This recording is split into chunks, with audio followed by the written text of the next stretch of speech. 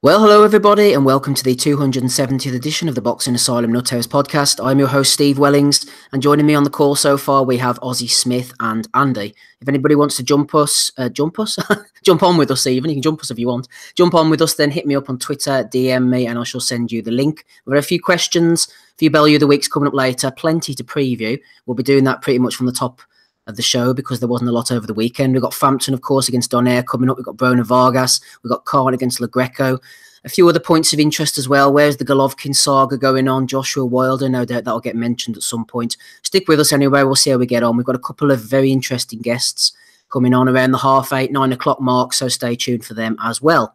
Right, while the other guys come and join us, we shall go on to the weekend's action. Andy, I'll start off with you in Japan. I haven't seen an awful lot of the stuff that was going on, but I did see this one, Daigo Higa.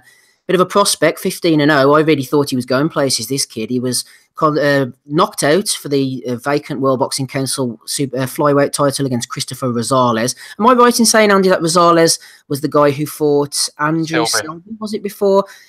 Fair play to him. I hope he gets a good payday off the back of this because he did a job, but there are mitigating circumstances, if you want to explain. Yeah, well, I think it was about Wednesday or Thursday. Obviously, the fight was happening today, but looking at the pressers, the ceremony signing and stuff like that, he could just look absolutely dreadful, looked disinterested, looked dishevelled, just looked like shit, honestly. Since come out that his team's basically admitted fault. They've rushed him back too soon after his last fight. I think it was at December. Back in February against Fuentes. They've rushed him back too soon, basically, and they really believed keeping him active where they kind of kept his weight in check. He could actually say to his team, apparently, according to reports anyway, that he wanted to move up to super flyweight straight away, but they felt maybe a couple of tune-up fights and that to stay where they are, but they've really kind of left it really kind of too late, and he's obviously overcooked himself trying to make the weight. He had nothing absolutely whatsoever in that fight. You could tell by like maybe the first 2 rounds, there really was no any snap to his punches.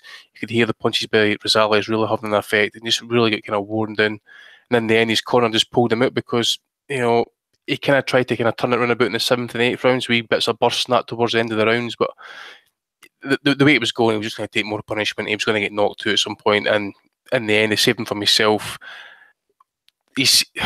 According to Asian Boxing anyway on Twitter and that, according to his website, he's facing a possible year suspension for missing weight to begin with. So I don't know what's going to happen here. It's an absolute mess. Maybe he might move to America, we don't know. But off that performance, it was absolutely shocking. Just the way that he looked, in the past, he's always been aggressive, kind of come forward, power puncher. The way Rosales fought him, actually, he wasn't going to be denied. Just kind of walked forward and just pummeled him down.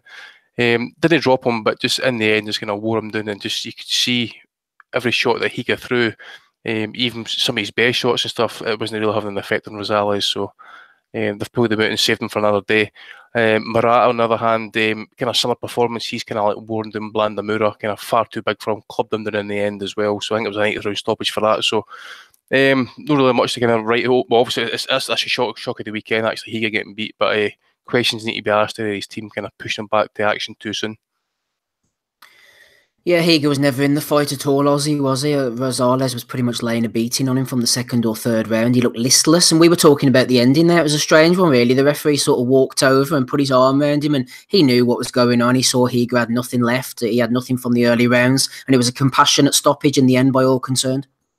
Yeah, it was a bit of an odd one, really. I mean, it didn't really help that obviously the commentary was in Japanese, so you're just watching it and thinking like, well, you've no idea what the commentary's saying. But yeah, it was.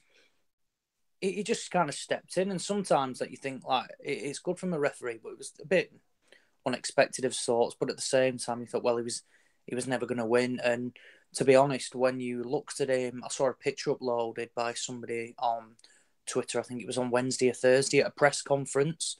The guy looked like he was on a come down from a lot of drugs or something. He just looked completely. He looked gone. His eyes were gone. He didn't look there at all, and it's always a concern when you see fighters trying to take the weight off like that and they're in that sort of shape. I mean, for me, they shouldn't even be allowed anywhere near the scales when they're in that sort of condition because it's obviously taking it out of them.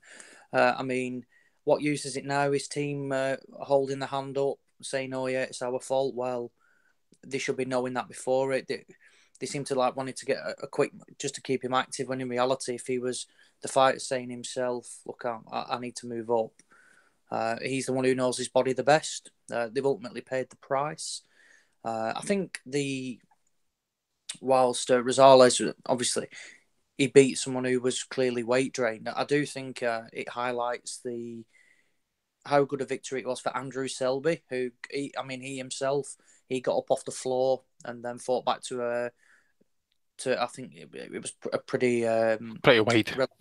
Yeah, I was going to say, I think was it 6-7 rounds or something like that. So I think it'd be interesting. I think Selby's actually the mandatory. And for that, no, he was in for the European title, but he's pulled out through injury. So now, obviously, with the Rosales getting that win, it'd be interesting now to see whether Selby actually doesn't go for the European title fight and looks to basically go and box Rosales again. I think he's with Cyclone, so they can probably bring him back over. Can't see.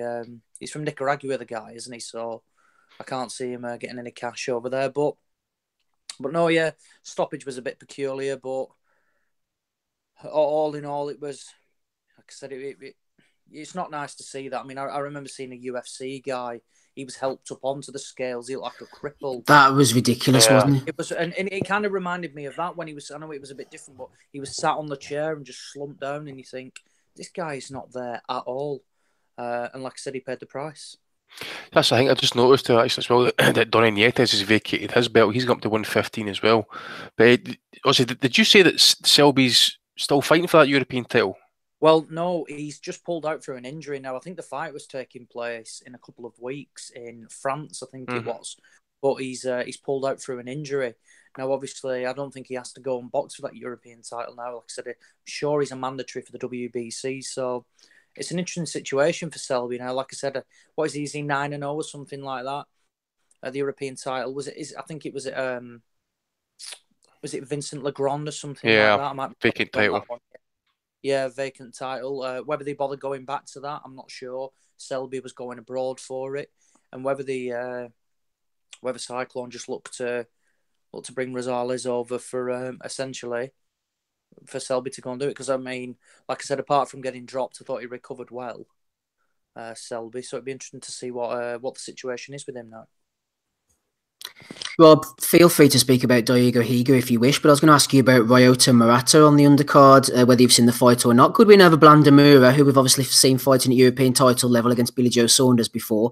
But I like the look of Murata. He's 32. He's not messing about with his career. He had the couple of fights with Hassan and Dam, obviously getting revenge in the rematch. That's a good win over against Ndam. He's fought a couple of times in Las Vegas as well. He's been to Macau. He's been to Shanghai. He's been getting about a bit. He's not messing about, this Murata. Where do you think he fits in to the middleweight title picture? He's got this WBA bullshit belt. We all know that Golovkin's the real WBA champion, but you think he could get a couple of decent paydays out of it before he calls it quits, Murata? Yeah, well, I think the landscape is going to change, isn't it, in the middleweight division soon. It's hard to see how long Golovkin goes on. I think we could be writing him off prematurely, but he's looked definitely like he's been on the slide in his last few performances. Hasn't been as scary as the days he was like shooting down Macklin and walking through Matt and Murray and stuff. Like he's looked a little bit slower, a little bit off pace. Mind you, in his last fight, he was most likely in with a drugs cheat. And to be honest with you, in the previous fight, you know, you could draw your own conclusions for that one as well. So maybe he'll hang around a little bit longer. But you'd imagine some of these belts will become available if Golovkin retires, or if he does get beaten or whatever. You know, the way some of them will drop a belt rather than keep on to the unified titles and stuff. So maybe he can get a shot there. Maybe he can maneuver himself in as a mandatory. I think he's he's probably a level short of that. Like he's only had like 14, 15 fights, hasn't he? Like, so we'll see more about him. I like to see fellas get to 20-0 before they go for a world title. Like, so give him a couple more fights and we'll see where he is. In terms of the Higa fight, I didn't think Rosales was anything special, but just like I think the guys have covered it perfectly. Like he looked dead at the weight. Like and if the stories are true that he was, you know, that he hasn't been able to make weight and he's wanting to move up, then he should do it. Like he looked like he had nothing on the punches. He didn't stop trying to win the fight. He tried to stay in the fight and he tried to fire back when he could. Like, but he was just overall. Your man's nothing special. Like he's lost to the FI as well. Like, so sad to see him go out like that. Sad to see fellas dragged down at the weight in this day and age. Like, but I haven't got that much interest in the super flys anyway. Up until recently, so I'll wait and see how that one pans out too. But yeah, Murata, I can't see him doing damage. Like I'd be very surprised if he wins a version of a world title, to be honest with you. Andy, moving on, I didn't see the Welsh card. I believe you didn't either, but just a quick mention for Senegal S4C. It was a female bout headlining Ashley Brace against Xenia Yorniach for the European female super flyweight title. Craig Kennedy, notable cruiserweight, was on the undercard, so was Liam Williams. Fred Evans got a win, and shout out to Alec Baza, Belfast journeyman, 0-34-2. He's 0-34-3 now. He got a draw against prospect Christian Twos. But more worryingly, Andy, we were talking about this off air. Bradley Price, I've mentioned it before. I remember him in 2002 having an absolute war on the BBC with Gavin Down. He hasn't had too many easier fights since, and he lost to a prospect of sorts, Kieran Gething. But I believe Price was saying something about his eyesight, worrying stuff from him. Yeah, I didn't really was really tuned into it all, but I heard him saying that he's had problems with his eyesight. He doesn't really know why he's managed to pass all the exams and stuff, which is it's quite frankly shocking, actually. I mean, I think it's just a further indication as to how sick this sport is, actually, that we actually sit and watch. I mean, there was a while in that where Price was really good for going the distance. That he would always really take an opponent 12, 8, 10 rounds, whatever it was, and that. But over the years, he's gradually stepped up against the kind of up and comers. He's fought Frankie Gavin, he's fought Billy Joe Saunders, Lee Markham, Sam Sheedy, Dan Blackwell, Luke Keeler, Scott Fitzgerald. So he's always been there or thereabout. And at his age, he's not even 40 yet, I don't think. He's only 36, 37, and now he's complaining about eyesight. He probably need to go for a corrective surgery, probably.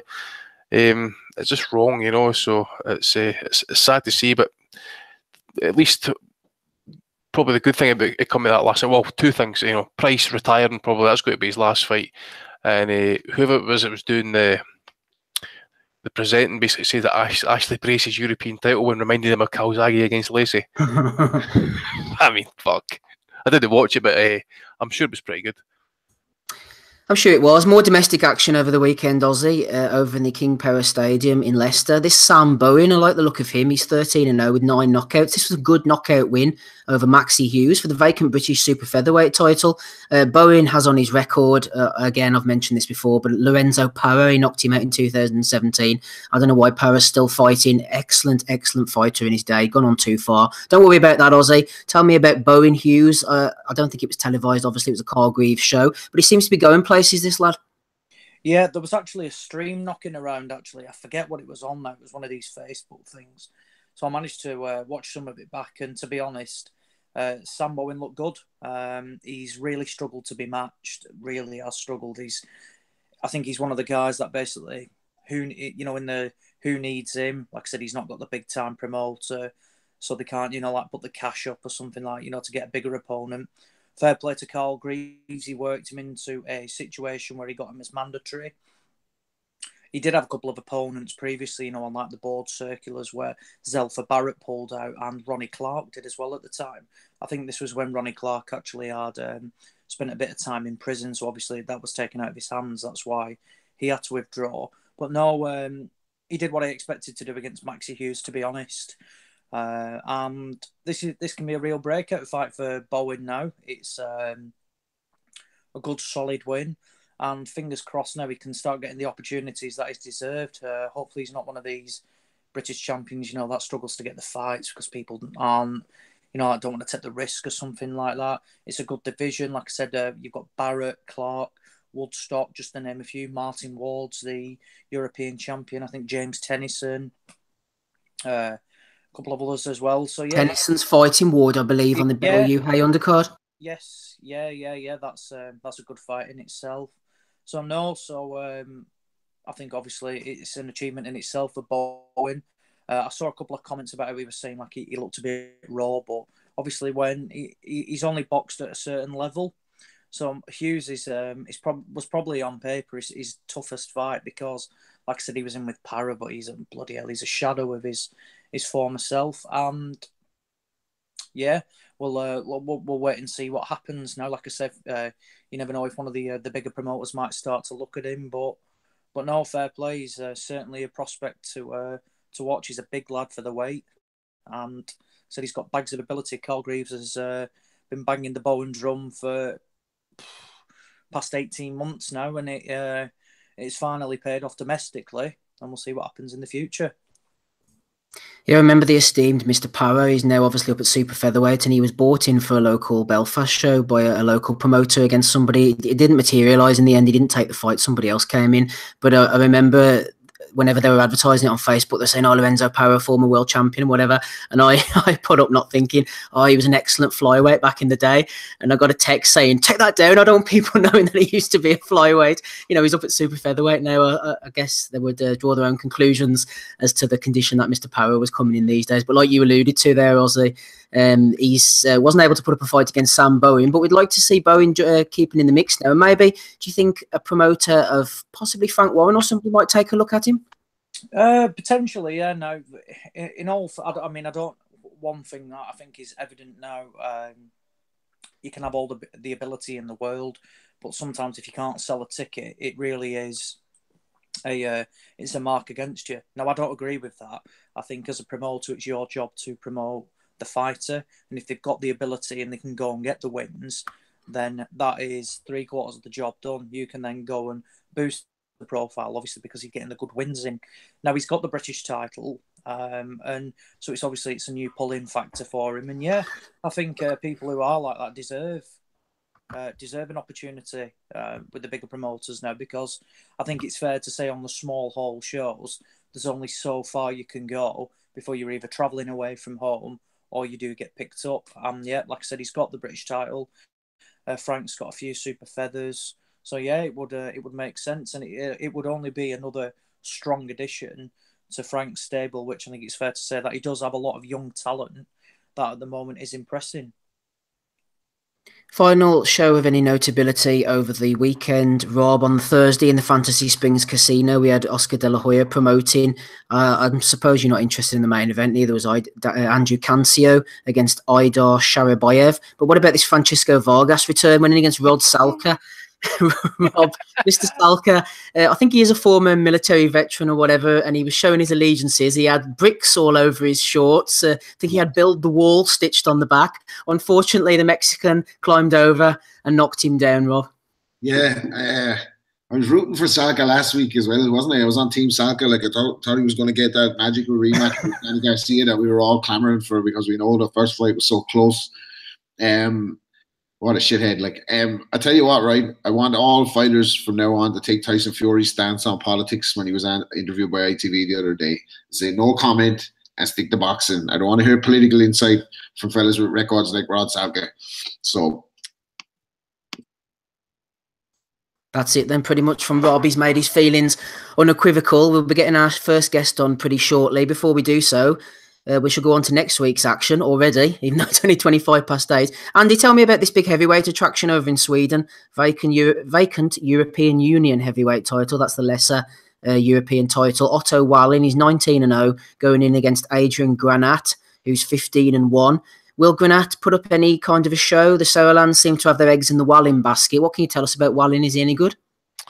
He's all right. I mean, to be honest, I saw him in the Usyk Brothers undercard, and the Bosnian that he fought was shit. He didn't even throw a punch, and he got knocked out in the third round.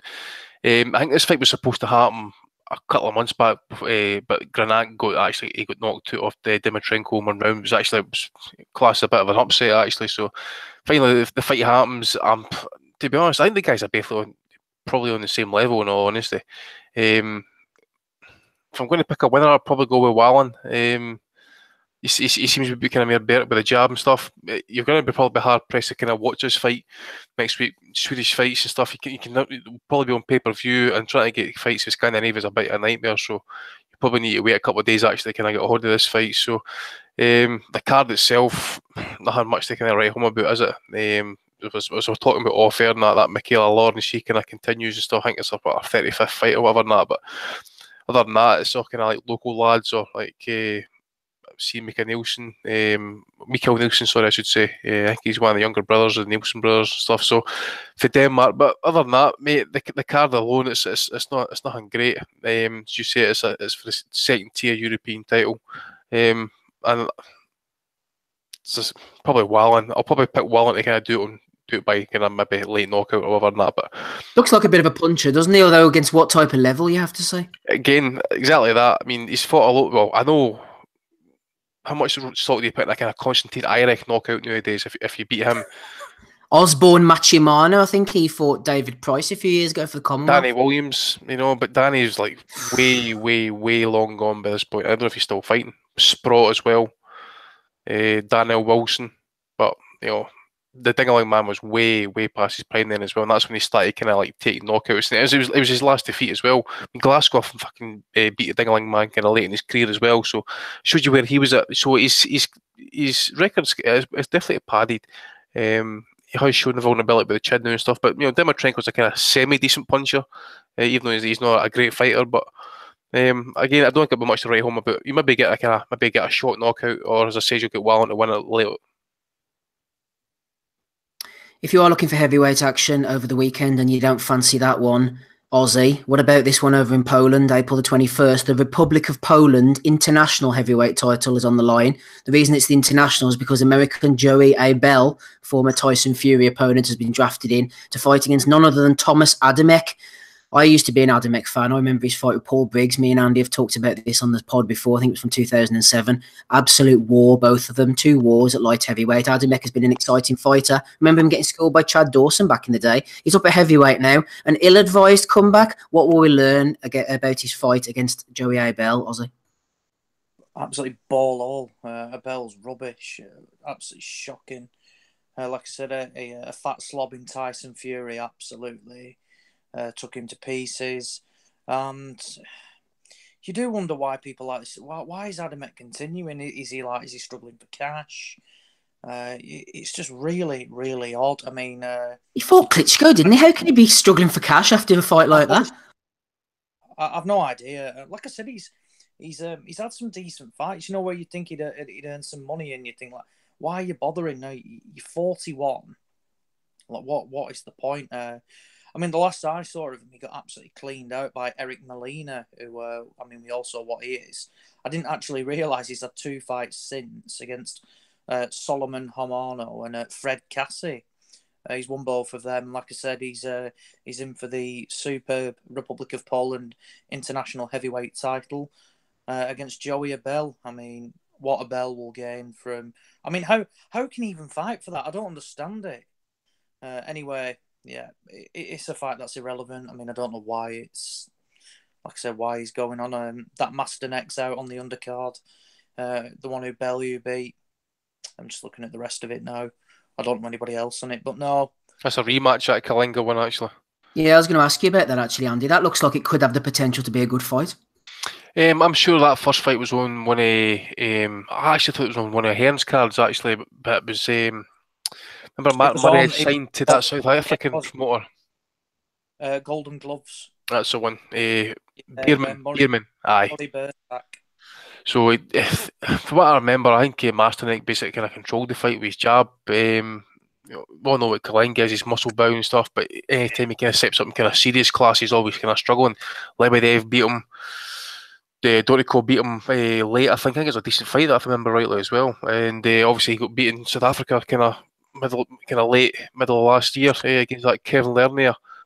So again, I think it's a kind of crossroads fight for Kalinga. He's known he's not. I don't think he's world ranked just now. So big performance required here and a big win.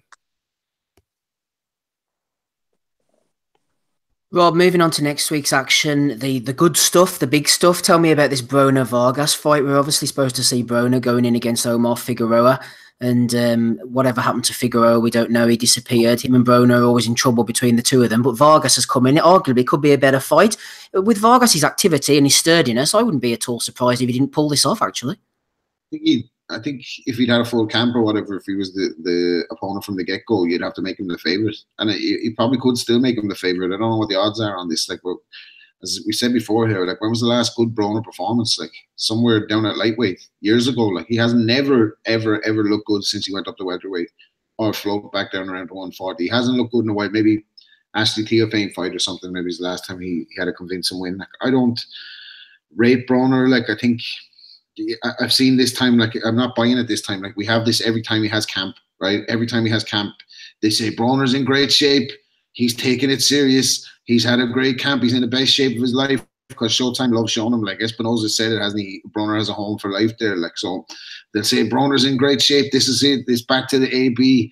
But like, I actually heard an interesting piece with him yesterday when he was talking, and he was like, look, I can't keep making the same mistakes. So he's hired like a dietitian and all that now. Like, he's like, this is how a camp is supposed to go, because this is about to be over for me. Like, it was realistic. Like, how many more L's can he take? Like, before he's a draw anymore and people care about him. Like, could say he's a waste of talent. You might say he hadn't really got talent to begin with, and it was all hype, like, and all mouth. I think somewhere in between is probably true. He was talented at the lighter weights, like, but as I said, since he's got up there, he's been a non-event. His feet are bad. It's not necessarily like there's things that he's doing that he could improve. Probably there are things that he's doing in camp that are not right. Like, he's not living the life. But until he sorts out his feet, he's going to be always there to be hit. Like, I think Gavin Rees showed early in his career how you hit him. Maidana then exploited that. And, you know, fighters have just been able to beat him lately. And Vargas, with his newfound power, could pose him some problems. Like, if he lands early, Vargas is very good technically. And he's somewhat of a Superman in his last couple of outings, isn't he? So you can draw your own conclusions about that too. But no, I wouldn't be surprised if Vargas pulls it off, to be honest with you. What do you think, Andy? We know about your love for Broner. There's no love lost from yourself, and Vargas is a decent opponent. To be fair to Broner, he fights them. You know, he's in against a decent level of opposition. Again, we'll give him his due. He's going to have to fight them because he needs the money. You know, fighting, you know, sea-level bums is only going to bring in like a couple of $100,000 when he's fucking tossing it all away. Tough fight, you know. Vargas, you know, again, he's one of these fighters. I remember watching Vargas. I think we all remember watching some of the Floyd cards, you know, over the years, and that, watching them fighting like your Khabib, Alec Verdevs and stuff on the card. Some of these fights, and he was kind of awful to watch. But as he's kind of like got older and that, maybe kind of left that Mayweather gym, he's, you know, against Bradley, putting a spirited effort. Again against Ali, done well there. The Pacquiao, it was a Pacquiao fight, I suppose, but I think he could outwork Broner. I really do. Broner's more kind of sharp shooter in the pocket, so unless Vargas is really kind of tight with the defence, he could really get picked off. But I don't think Broner's got the work ethic. He's not got he's got the hand speed, but I don't think he's actually got the work rate for 12 rounds. Vargas might actually kind of match him, but I know it's at a catch weight, so how much is that going to deplete out of Vargas? I think it's 144. So I don't know if Vargas is actually going to be able to kind of hold his 3 pounds. I think the last time he weighed was it the DeMarco fight, I think it was, which would be about 3-4 years ago. So who knows if he's going to be comfortable at the weight. So obviously Broner trying to buy a bit of insurance there. But I'm going to go with Vargas. I'm going to say Vargas will do enough, probably shade it in the cards, and I wouldn't be surprised if he actually gets robbed as well. The other one as well, I hope Cuellar, I know he's had 2 years at the ring and stuff, and but I just hope the 2 years has been a positive 2 years. He's not actually had to kind of like shed a lot of weight. Could have come back down to 130, because I really want to see this guy actually ice this Gervonta Davis. I've never seen anybody so entitled, and well, I have, but recently entitlement. Since Anthony Joshua, Davis is kind of on a mini scale. You know, he's up his title on the scales, and then he's getting another world title shot. So I hope Cuellar does the business here and actually ices him. But knowing this card, probably Davis will he'll do it in the cards probably as well. Just looking at the Broner fight, Ozzy, one thing about Vargas is he's had a hell of a lot of trainers. I'd like to see him settle down, but I suppose it hasn't done him too much harm. You know, he's had 30-odd fights, and he seems to be promotionally settled at the moment. He is a good replacement for Figueroa, and with his abilities, he showed against Timothy Bradley, he can definitely dig a little bit. Obviously, Rob has drawn his conclusions from recent outings, but he can definitely punch a bit if the mood takes him. And I think it's all about work rate against Broner. If you've got good fundamentals and you can work hard, then you're always going to give him trouble, because he pots shots, doesn't he? Yes, I agree with that. That saying, I don't think he will stop Broner. I think it's fair to say that Broner has got a decent chin. Yes. I mean, I know Maidana gave him Bambi on ice legs, but we all know Maidana can crack. But I think he's proved after that he can more than take a shot. So it's just a case of what mood Broner turns up in. Just noticed the weight's at 144, so it's like I said, it's £3 below. Obviously welterweight. It's going to be interesting. I mean, I think a lot means like what sort of shape was Vargas, you know, going into his camp. What's he had? Has he had about 4 weeks, or has it not even been 4 weeks? I'm not really too sure. Barely, yeah, barely.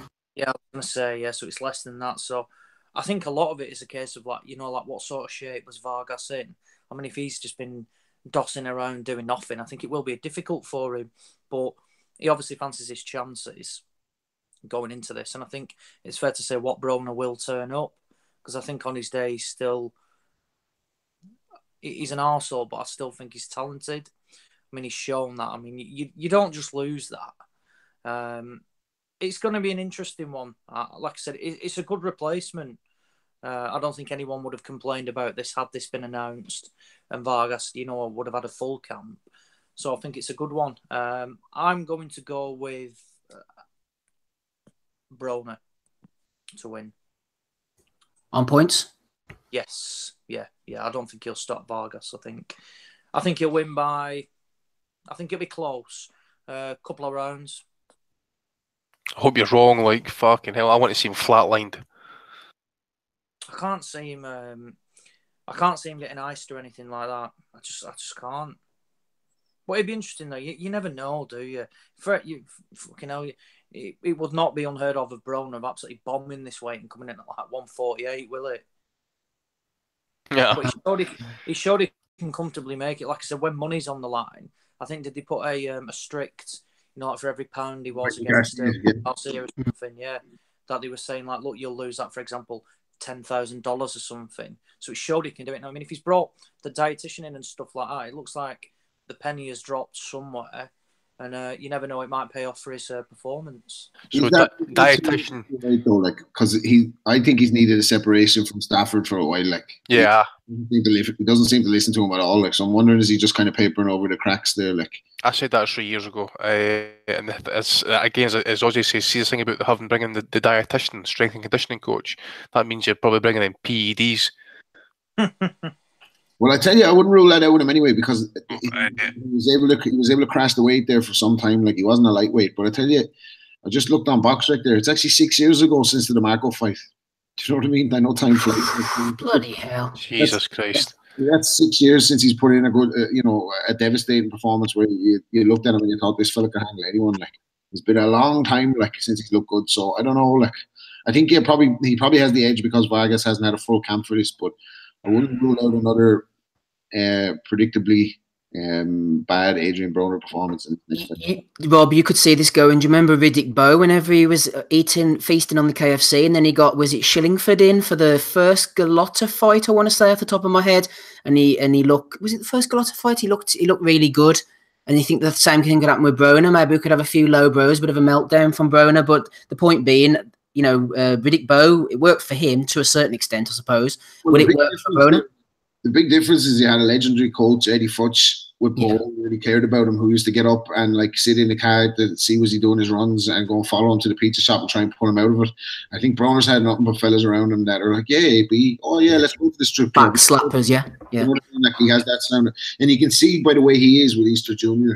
that's what he's all about. Like, he's got 20-30, and Gervante's going down the same road, 20-30 in the entourage. Everybody's his friend, you know what I mean? And just, he's not living the life. Even though Bo wasn't living the life either, but he had Eddie Futch with him, and that's why I think Broner under a good coach might have actually done something like.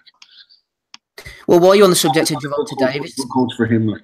Yes, I was going to say, Rob, while you're on the subject of Gervonta Davis, just moving on to him, if he hasn't been doing the work, then he'll get found out, I think, against this Argentine Cuellar, because Cuellar's a decent fighter. He beats the next level of opposition down, the likes of Eurico Ramos, Rubin Tamayo, Jonathan Oquendo, and he's got wins over guys like Juan Manuel Lopez and Victor Chinian, but it's obviously the ghost of those guys. They're not what they used to be. And in his last fight, we saw him lose a split decision to Abner Mares. That was quite a while ago now for Cuellar. He's been out the ring for about 18 months or so, but he's tough, he's rugged, he'll come forward, he'll throw a lot of shots. He could play into Gervonta Davis's hands, but if Davis isn't fit, focused and on form, I could see Cuellar really give him a lot of trouble here.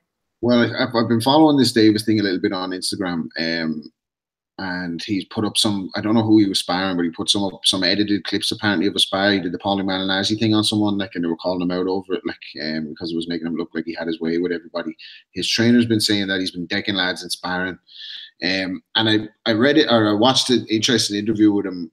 Well, I say interesting because it's hard to sit through a Gervonta Davis interview. You think Floyd is bad? Holy shit, this is like, it's tough, like.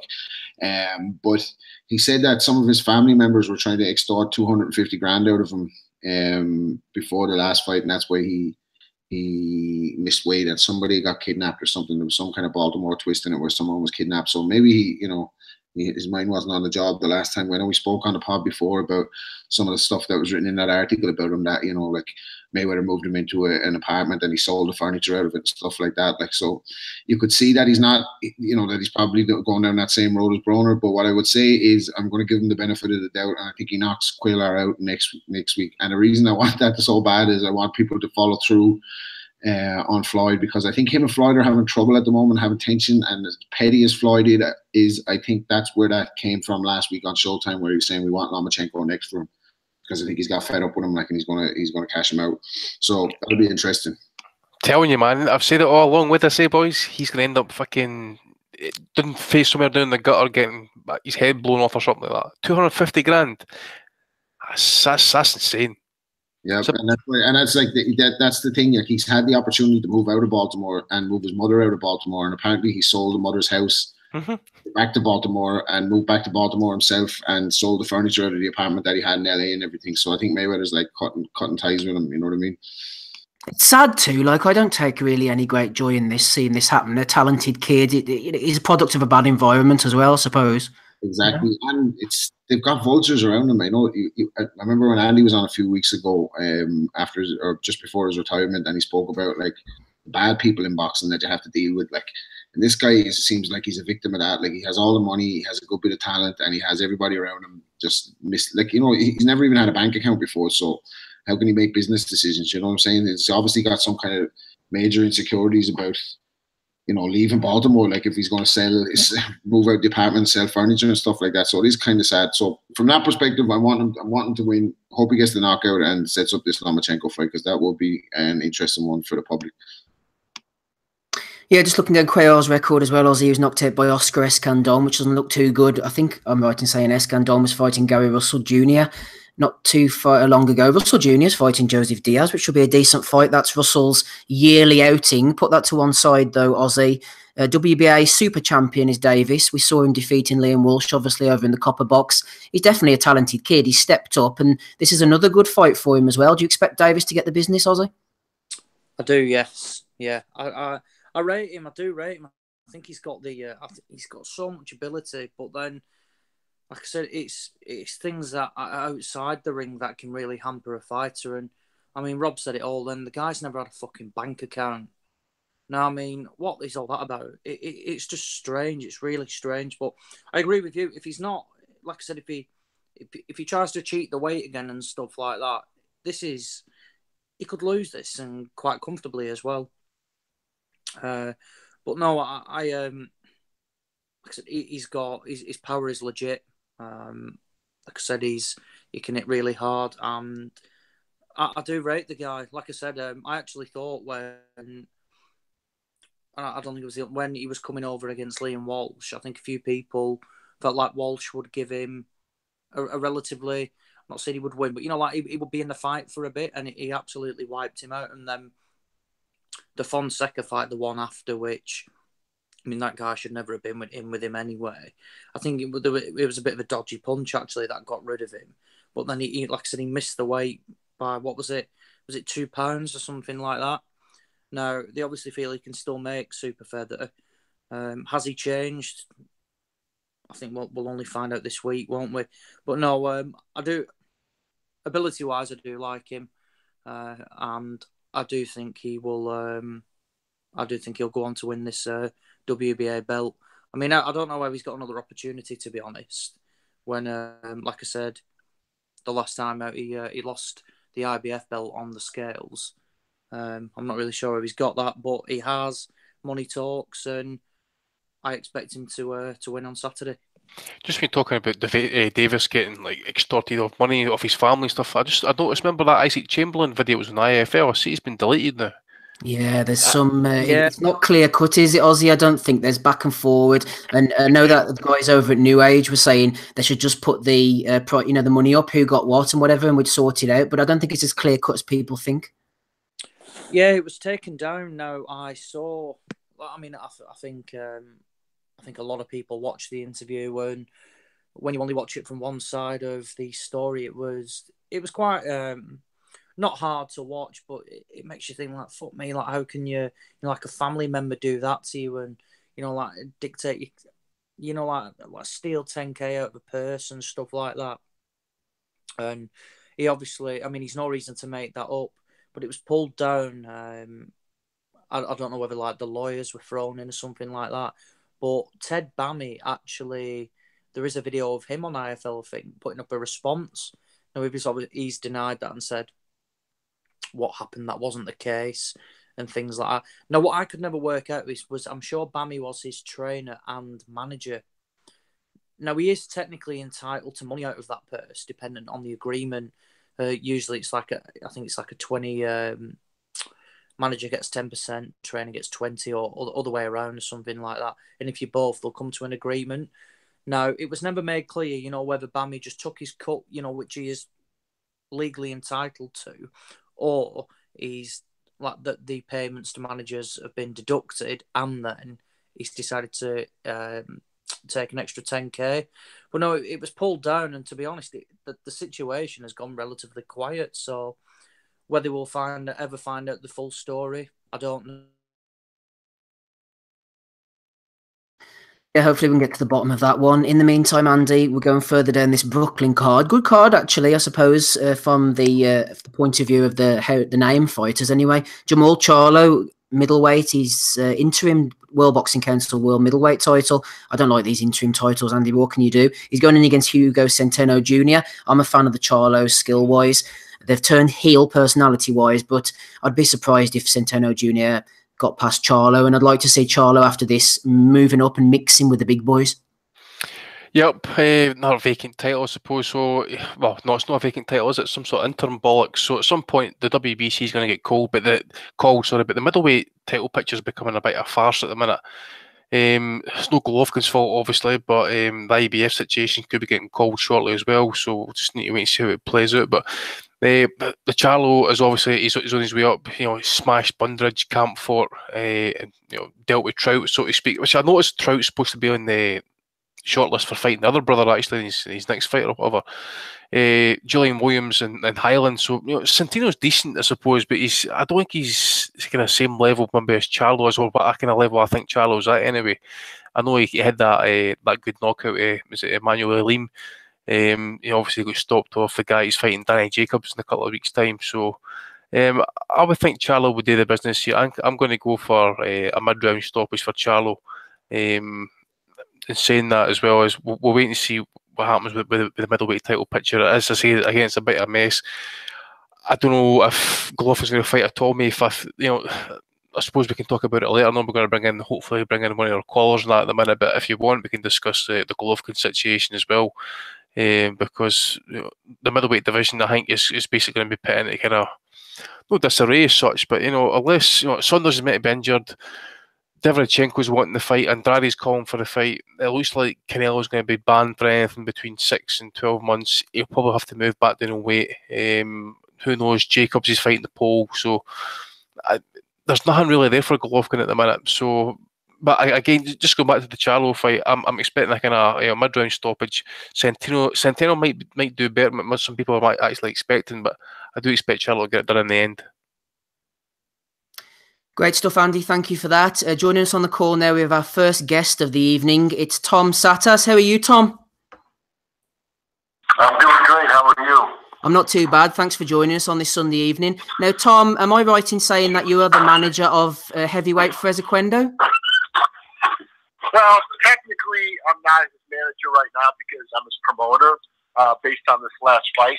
But I have served as trusted advisor, manager, friend. More than anything, we're friends.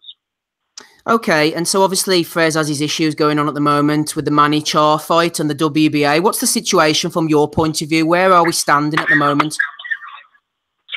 Well, legally, I have to be very careful what I say, but I think we're just about fighting against what I want. We probably will be fighting in Germany at the end of September for the WBA regular title. There's a lot of things. There's a few sticking points that haven't been worked out yet. But what I'm doing is I'm doing what I think is in the best interest of Frez. This is not the way I wanted it to go down, but in order for the fight to take place, I've basically been handcuffed into making it happen and going to Germany.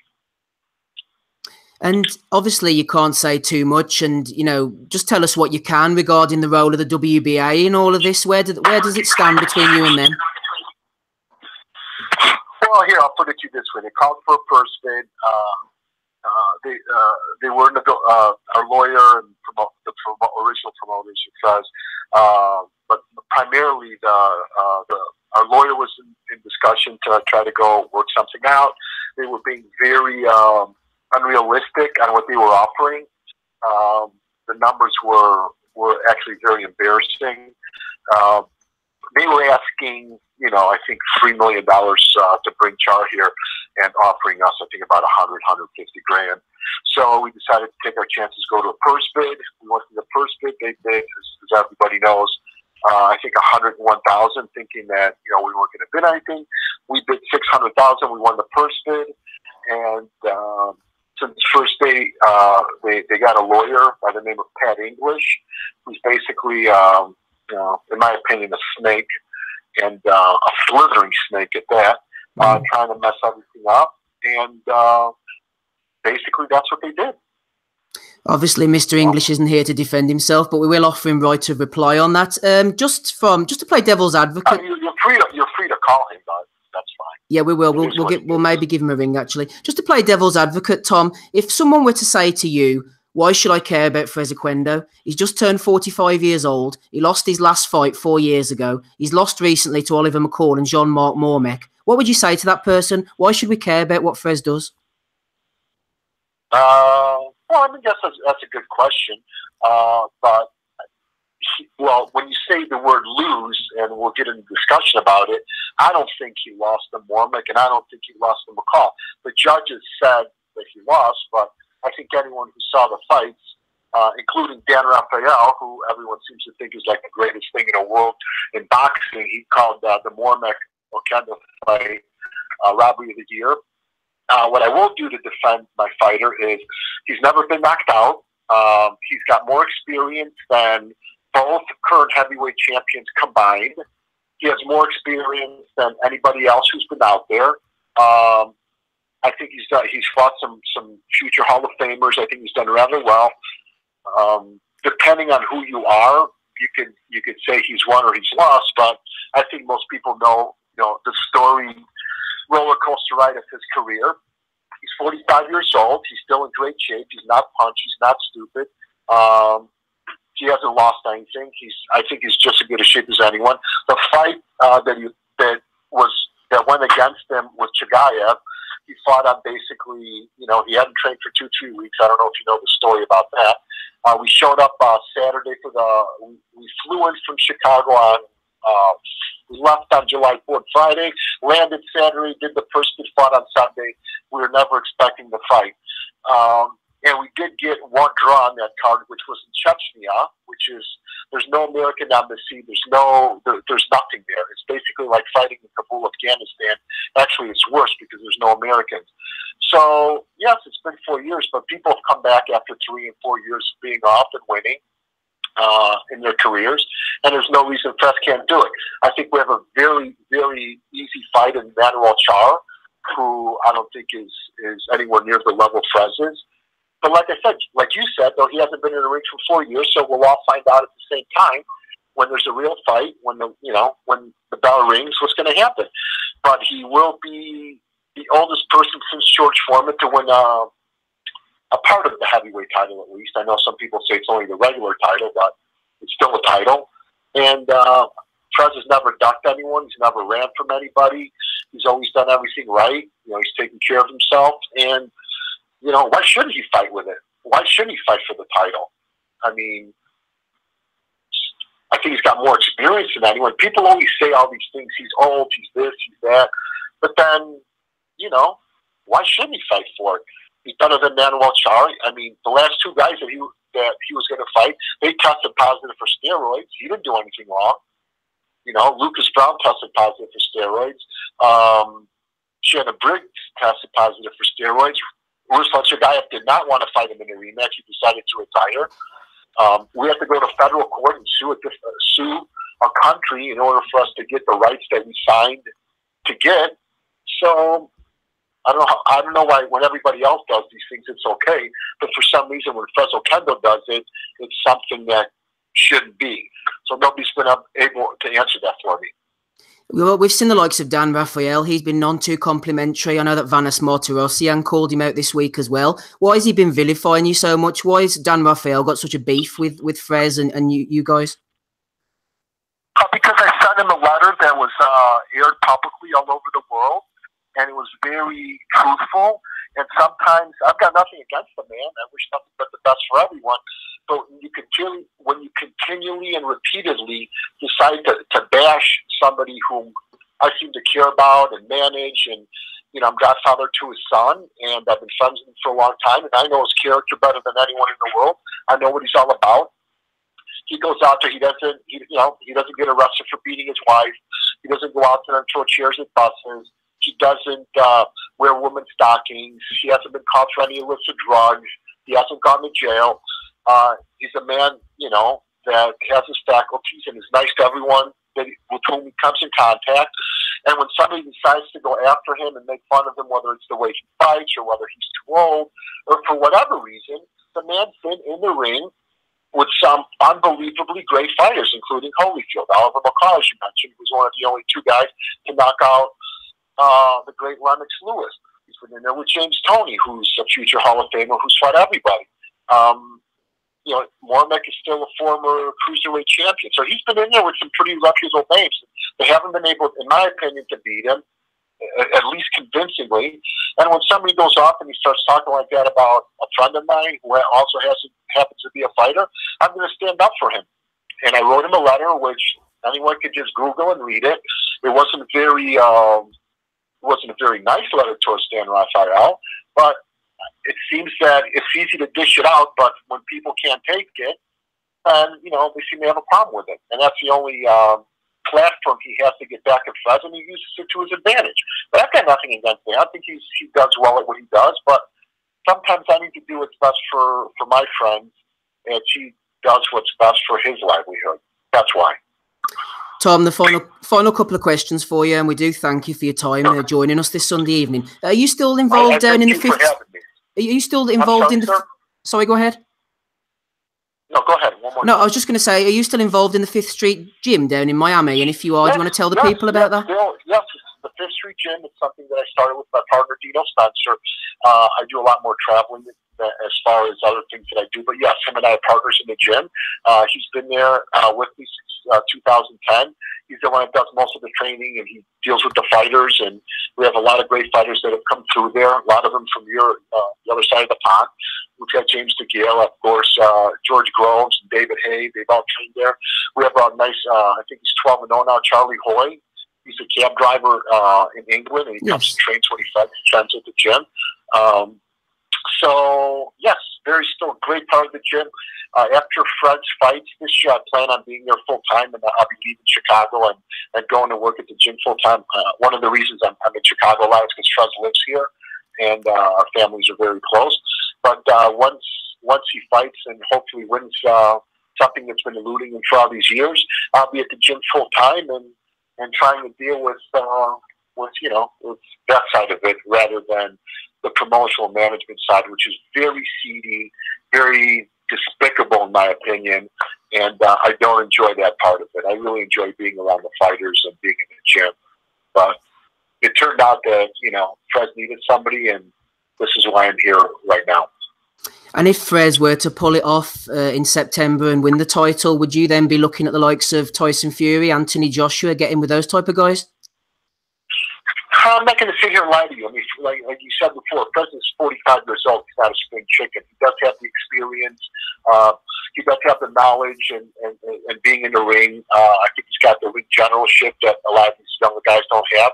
But as you saw with Louis Ortiz, you know, it's tough to compete against these young guys. Maybe a year or two ago, we would have been better apt to do it. I'm not saying we won't do it, but I don't think Anthony Joshua or Deontay Wilder would probably want to fight a guy like Frez. There's no upside to it. They're fighting guys 45 years old. They're young. You know, they beat Frez. It's expected. They lose to him. They basically, or not even lose to him. Let's say they, you know, he does really well, and you know he knows what he's doing. I think it'd be great to get it. Tyson Fury could be realistic, but it just seems like in the Frez's career that very few people have wanted to get in there with him. I think people look at him and they kind of write him off, you know, originally, but then once they start looking at his fights and do a little bit of homework, the man knows what he's doing. So we'll see. You know, let's get there first. I think we have a really good shot at winning. We're going to try to stop this guy. He's got some holes in his. You know, he's definitely not one of the top guys out there. So it's a great opponent for us. You know, if we get the win, which is would be great, then you know either we ride off into a sunset with a piece of the heavyweight division, maybe do one more fight. We'll see how he feels after the fight. You know, the sport takes its toll on the body. You know, so we'll play it by ear. I just, you know, even if we got Wilder and Joshua, they'd be very, very hard fights. These guys are very big guys, 6'7", young, strong, lions, no fear. But we'll see how it goes. I don't want to sit there and say anything, but, you know, one step at a time. But it would be interesting moving past this fight where we go, if anywhere. So just finally then, Tom, just wrapping up here, you think that a win for Frez Oquendo against Manny Char would be a positive move for the heavyweight division?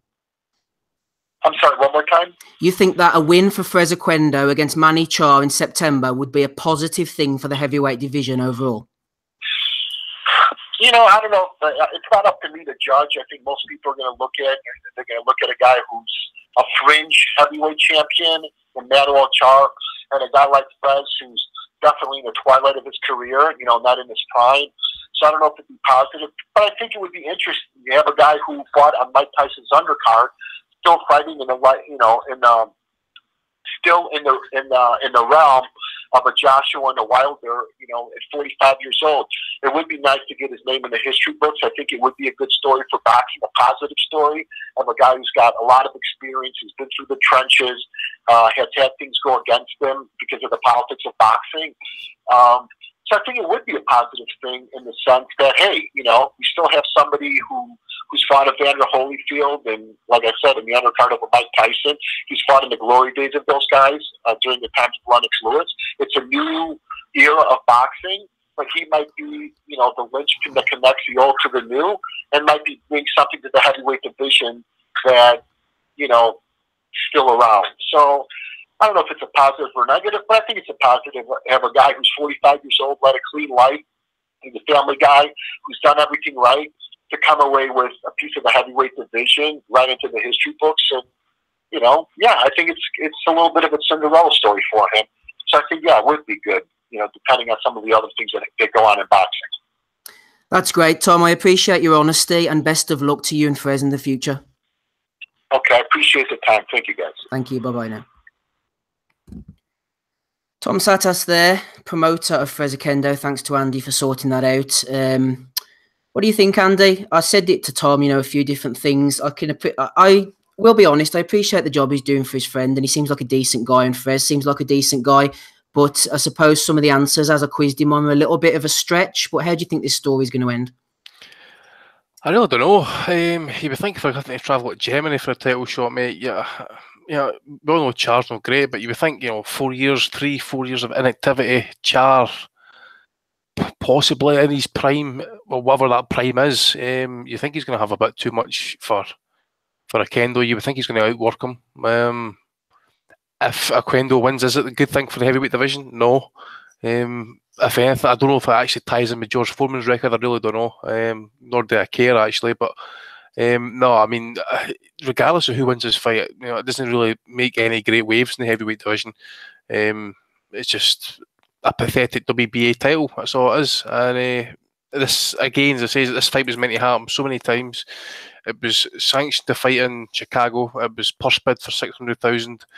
The WBA are claiming that there's been a problem trying to get that money lodged, so the fight's now went to Germany. I don't know if it's for the same purse bid or not, but and Tom alluded to the fact there's this potential lawsuits and that coming in, so he can't really say too much. So again, as I say, it means nothing to the heavyweight division in all honesty. Rob, as much as I'm sure you want to talk about Oquendo and Char, I would rather get your opinion on Charlo against Centeno Jr., even looking past this fight, because I think we're all pretty much agreed that Charlo is going to beat Centeno Jr. Where do you see Jamal Charlo fitting into the picture at middleweight? Obviously, we have the promotional issues and what have you, but talent-wise, I could see him giving the big boys, a go. Any of them, Golovkin, Alvarez, if he's even going to fight again. But more to the point, what about Charlo Centeno Jr.? Rob, decent fight, do you think?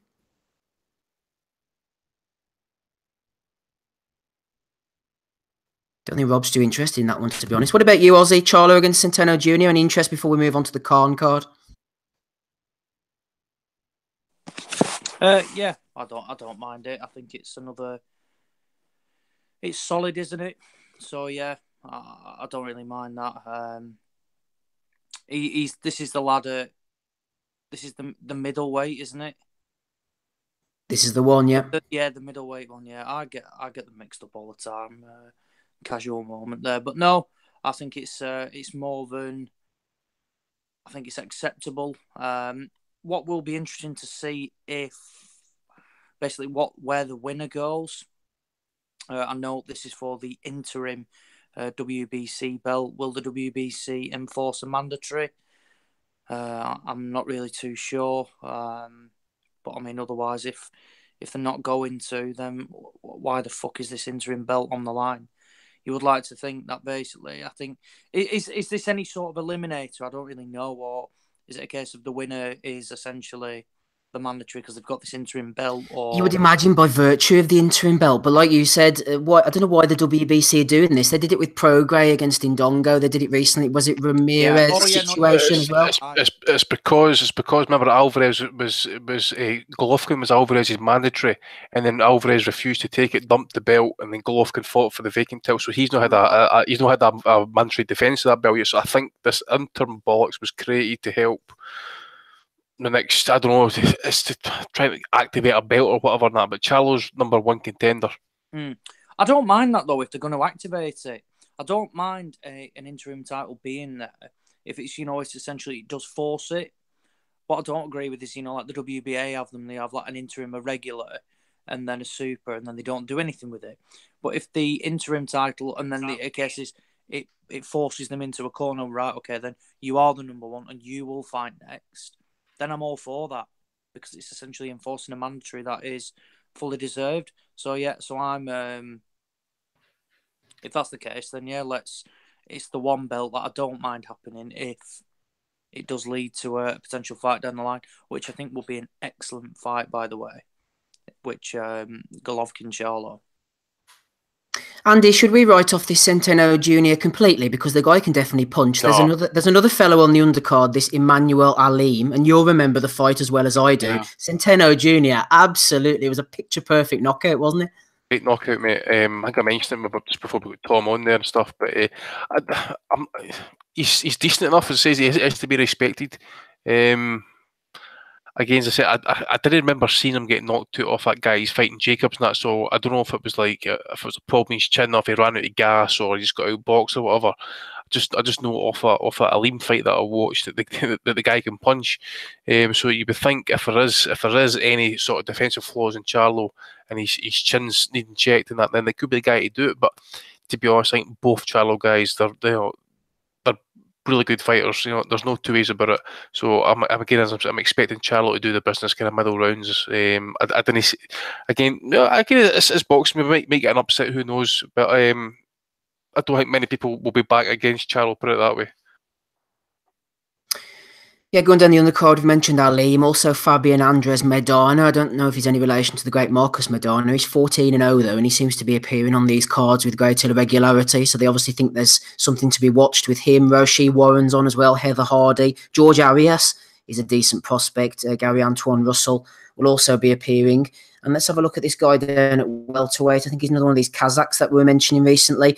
God knows how I'm going to pronounce this, even though I'm going to struggle with this one. Shinziskan Tazibai. He's 5-0 with 2 knockouts. He could be one to watch.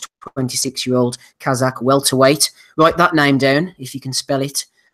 Let's have a look before we go on to Frampton. Anything else of interest? Lamont Roach is fighting next Thursday in Puerto Rico. This is a Golden Boy card. He's in against Orlando Cruz. Orlando Cruz has been around the block a little bit. Roach is 16-0, super featherweight. He's definitely one to keep an eye on. I've seen him on YouTube a few times. So look out for him. And Andy, I don't know if you know anything about this one, Andy, next Saturday. Tom Schwartz up at heavyweight, 20-0. He's certainly gone under the radar. He's in against a 16-0 fighter, Saned Gashi. It's the WBO or Intercontinental Heavyweight title. I'm sure I've seen Schwartz boxing before, but I can't mind who against. He's 13 knockouts. I'm looking for names on his record. Denis Lewandowski, Bakurin. He's fought the usual suspects, really. And he's got himself up to 20-0. Any news on this guy? He looks kind of soft for a heavyweight as such. I know he's a big lad, that's something 6'5" or something. I think this guy he's fighting is some sort of kind of, I think he's from Kosovo or something like that. He fights out of Spain or something, but he's been all over the place fighting Germany, Romania, and places like that. I really don't know who this guy is. He's knocked everybody out, hasn't he? Well, apparently so, but I doubt he's Edwin Valero though. He can have a 16-0 knockout with 16-0 with 16 knockouts. And to be honest, the guy, Tom Schwartz, he's not really fought anybody either, in all honesty. But I think at best we can see this guy fighting for for European titles. I don't think he's basically. He might get himself into a mandatory position, but I think it'll be years before they actually even call that. I mean, he's early 20s. There's zero rush with this guy. They need to work on him. I would say you probably wait for a title shot to maybe like late 20s with this guy, work him up through the German ranks, and then get him into the European title fights and working for there, because he's certainly not ready. I think he's ranked 5th or 6th with WBO or something. So he needs to stay away from that kind of level of competition just now. He needs to work himself at European level, because who he's been fighting recently has been absolute trash. It's been like Syrians. I mean, I'm not kidding you. It's like guys from Syria and Bosnia and Macedonia, Poland and that, Georgia. These are not guys who's going to be learning for a heavyweight title fight anytime in the future. The greatest Syrian fighter of all time, Andy, came to my mind. Mustafa Hamsho, remember him? He fought Marvin Hagler back in the day. I think he was from Syria, wasn't he? I think he was. He'll fight him twice. Yeah, that's right, he did. Good fighter was Hamsho. So you never know, he might have been a fighter of that level, Andy. Well, what about Manny Chad? He's Syrian, is he not? Is he Syrian? I'm sure he is. Big Manny Chad, aye. There you go, then. I think we're going to be hearing a lot more about the Syrian fighters. Place a wash of fighters at the minute, mate. I mean, they're all looking for a job at the minute. I think we should be bringing them over and line them up and stuff and knock them over one at a time. There used to be a Syrian back in the day. Oh, God, he fought Jeff Lacey. I remember seeing it on one of those late night ESPN cards, I think. Was he from Syria or Yemen? You know what? Who cares? Then I'm not going to take us down that black hole. Right, question for you, Rob. We're going to throw a few questions out while we're moving on. We're going to have another guest on at 9:30, I think. Rio Tonka's thrown this one in. It's on a bit of murky waters, Rob, but we know you like treading in these type of waters. He said, how much will each panellist be investing in Barry McGuigan's new venture? A minimum of 5,000 will get you a free training session with Shane, discounted VIP tickets, and a return investment within 3 years on Cyclone promoted, managed and trained fighters. Surely this is a great opportunity. Seems like a license to print money. What about this new venture, Rob? You getting in there? I tell you, if anyone's want to buy into that, give me a shout. I have some magic beans that I think are going to work out well for you. So if anybody's putting the 5Gs in the pocket for Barry McGuigan, give us a shout. Get in touch with the pod. Magic beans. They make you a great fighter. You know, I've got testimonies from everybody. All the panel agree with me. So if you want to give Barry $5,000 for some magic beans from Rob Kelly, reach out on Twitter. I got you. And Rob, what about this Maidana? You think it's his brother that's fighting on the card? Say again about the. Sorry, you spoke up there, dude. Sorry, Marcus Maidana. You think it's his brother that's fighting on the card? Fabian, is that what you said? His name, Fabian Maidana. I've clicked off it now. I think so. His brother's undefeated on the rise. They call him TNT. apparently he's got a big punch as well. So he's been fighting around in like Medellin and all that. Like, so be interested to see how he turns out actually. Certainly will be. If you can handle yourself in Medellin, I'd say you can handle yourself just about anywhere. Let's go on to this Liverpool card then, Ozzy, starting with you. Amir Khan going in against Phil LaGreco. We've got Sam Eggington going in against Ryan Toms. That's a bit of a warm-up one, really. I think Case Ashfax on the card. Tom Farrell, Conor Benn. Sean Dodd against Tommy Coyle. What do you think about the card overall, Ozzy, and what stands out for you? Card itself is abysmal. I think there's no two ways about it. Very, very poor. Like I said, main event, not interested in. Sean Dodd, Tommy Coyle will be fun. I think Tommy Coyle will have enough to beat Sean Dodd. I think that might be a decent fight, actually. Yeah, I mean, like, excitement-wise. Yeah, definitely. That is a real good Commonwealth title fight. Nothing against that. Dodd has kept on coming. It really should have been a British champion. For me, he beat Scott Cardle. Didn't get the decision. Coyle, never really in a bad fight, is he? He's got an exciting style, and whatever you think of him, he always comes to win. So yeah, real good fight. That the rest of it is just it's shite. It's utter shite. And the fact that this, I'm trying to look at what's going to be the TV stuff. So obviously, Dodd and Coyle will be on just before Khan and LaGreco. Then I mean you've got things like Natasha Jonas against that Vivian Obanov. Chantal Cameron smashed her up by the way. Yeah, absolutely. I tell you what, she absolutely battered her as well. She's also lost to Katie Taylor. Just seems like they just switch opponents. Obviously, there's not that many, so you get to learn the names. Eggington's up at light middle, but again, he's in with a Ryan Toms. Eggington to smash him to bits. Notice there's no named opponent for Anthony Fowler. No, so obviously, Hearn's talking about stepping these Olympians up. Fowler's obviously not top of that list because, again, he's against TBA.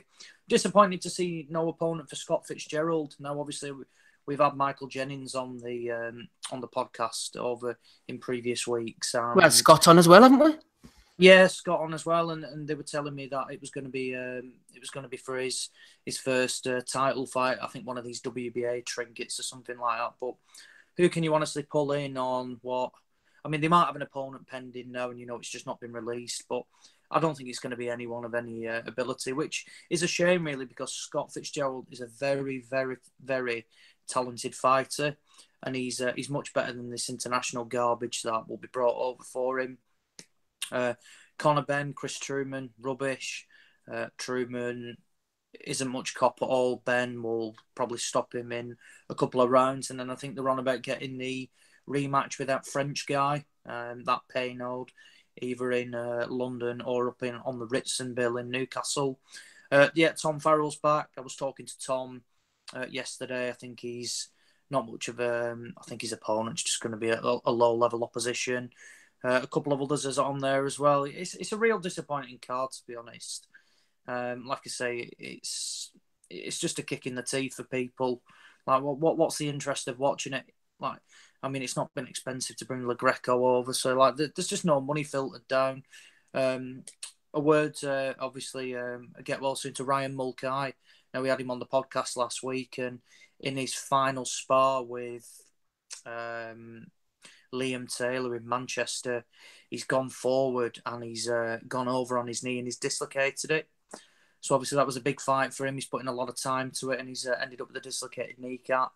So he's recovering well now. So that's a real shame, because him against Bilal Raymond was a decent scrap on paper. It was for a Central Area title. We've seen these before, that they produced the goods because the two lads that come to win. And yeah, that was one of the better fights, honestly, on the card, and that's gone now. So overall, I'm expecting Khan to be put a pretty dominant display in. I think he has to if he wants to get people talking. I mean, LaGreco's, he shouldn't really pose Khan any problems, but obviously Khan's had quite a long time out. But overall, I think Khan will have more than enough to probably get a mid-round stoppage or something like that, which I hope he does. I really hope he does, because I think Khan's exciting. I think he's good to watch. And as a fan, like I said, he's always involved in good fights. So, like I said, he needs, for me, to to essentially keep him relevant, to go and do a real job on LaGreco. I don't think he can afford like a laboured, boring points win or something like that, because it won't do him any favours looking to get the big fights in the future.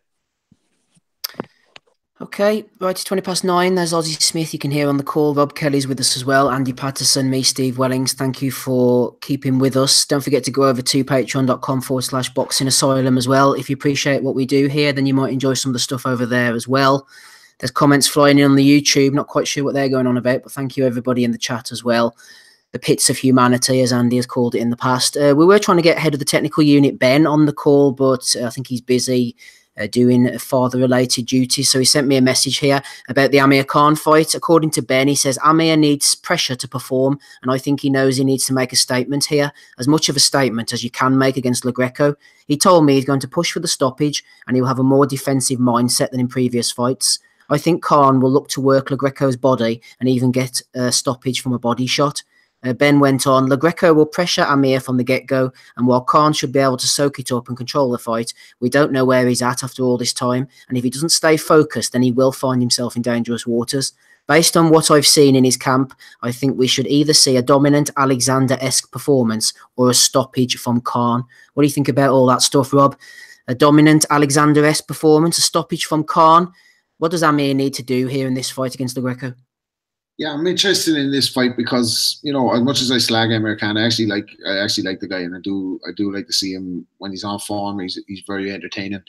But again, it's one of these ones where the years are slipping by here. Like, and when was the last time Amir had a good performance? Maybe that Devin Alexander one, where it was a shutout. Like, but you know, against Diaz, against whoever it is, it doesn't matter who Amir's fighting. He has that moment of vulnerability in the fight. Like, even against Calazzo, Chris Algieri, they'll get times in the fight where they're like, here, hold on, you're not doing much here. I'm going to back you up here and see what happens. Like, and you know, the defensive thing, I'd love to see it, but this has been something that has been going on since day dot with Amir Khan. He got caught flat with Breeders' Prescott with his chin up in the air.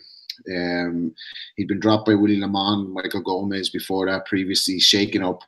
You know, and it's always a change of coach with Amir. Like, you know, he moves from Oliver Harrison to Freddie Roach, then he gets knocked out under Freddie Roach, where he has to move to Virgil, knocked out under because Virgil teaches defense, and Freddie Roach wasn't teaching defense, and then he gets knocked out under Virgil, albeit the odds stacked against him. Like, you know, there's always an excuse. Like, so I'm interested. LaGreco doesn't really bring anything to the contest other than that he's brought up his wife in the press conference, and you'd be hoping that he's going to do it again to see can he make at least a build up to this fight something that worth watching. Like, because other than that, it's a non-event. Like, but I'd like to see Amir with Goose, and I think I'd echo Ben's sentiments. I think he probably stopped LaGreco. He should do anyway. Like, with hand speed alone, he should be able to get him out of there punching power.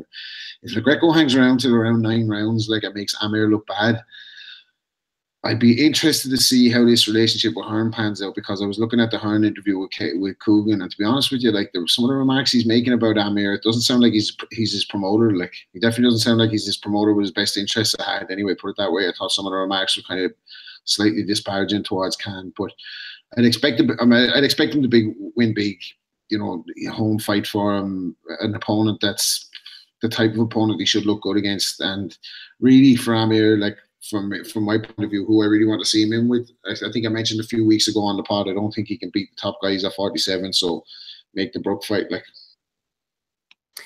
all we want, I suppose, Andy, is a bit of excitement. Khan does bring the excitement. Whether LaGreco's the man to bring it out of him, I don't know. If Khan switches off, gets complacent, which you wouldn't expect him to do with the first fight of the matchroom contract, then he could catch him. I always remember the funniest thing I can think about LaGreco is when he fought Errol Spence Jr. I think it was Kenny Keith over at the Boxing Rant, basically said that LaGreco was so bad, Spence could have pulled his trunks down and beat him with his junk.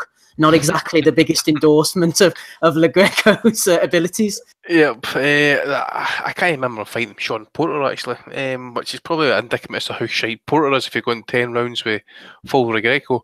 I don't know. I mean, I suppose off this fight you're expecting Khan to go a few rounds. I think he needs a few rounds. You know, he's not fought in almost, 2 years. So it'll do him a lot of good. You would think, well, the shit that LaGreco's talking, he's actually going to come and try and, you know, give it a go. I mean, why not? I mean, as I say, Khan's been out the ring for 2 years. We don't know if he's still got the same speed. We know he's not got the chin. so we just don't know, where he's at. So he's going to come out here and just actually give it a go, get everything he's got, and he might get lucky with one shot. He's got 15 KOs to his name, so obviously I know against kind of good opposition, I must admit, but just come out and get a go, and you might just be able to do it, because Khan, I think any time he steps up in any sort of big fight for here on in, he's here to be taken. Obviously, he's been in exciting fights in the past, but that's the past. He's up in age, speed, the chin, as well. He's taken punishment over the years and stuff. He's just not the same fighter anymore. And this could be a false dawn. It's clear that Hearn's only signed him, and I know what Rob's saying there actually. He's only signed Khan for one reason, and that's to try and potentially kind of put the Brook pay-per-view. He sees Khan as a potential pay-per-view fight in the future that he's got to deliver to Sky. We mentioned this before. He's got to deliver so many pay-per-views a year, so he's still dangling that Khan Brook pay-per-view.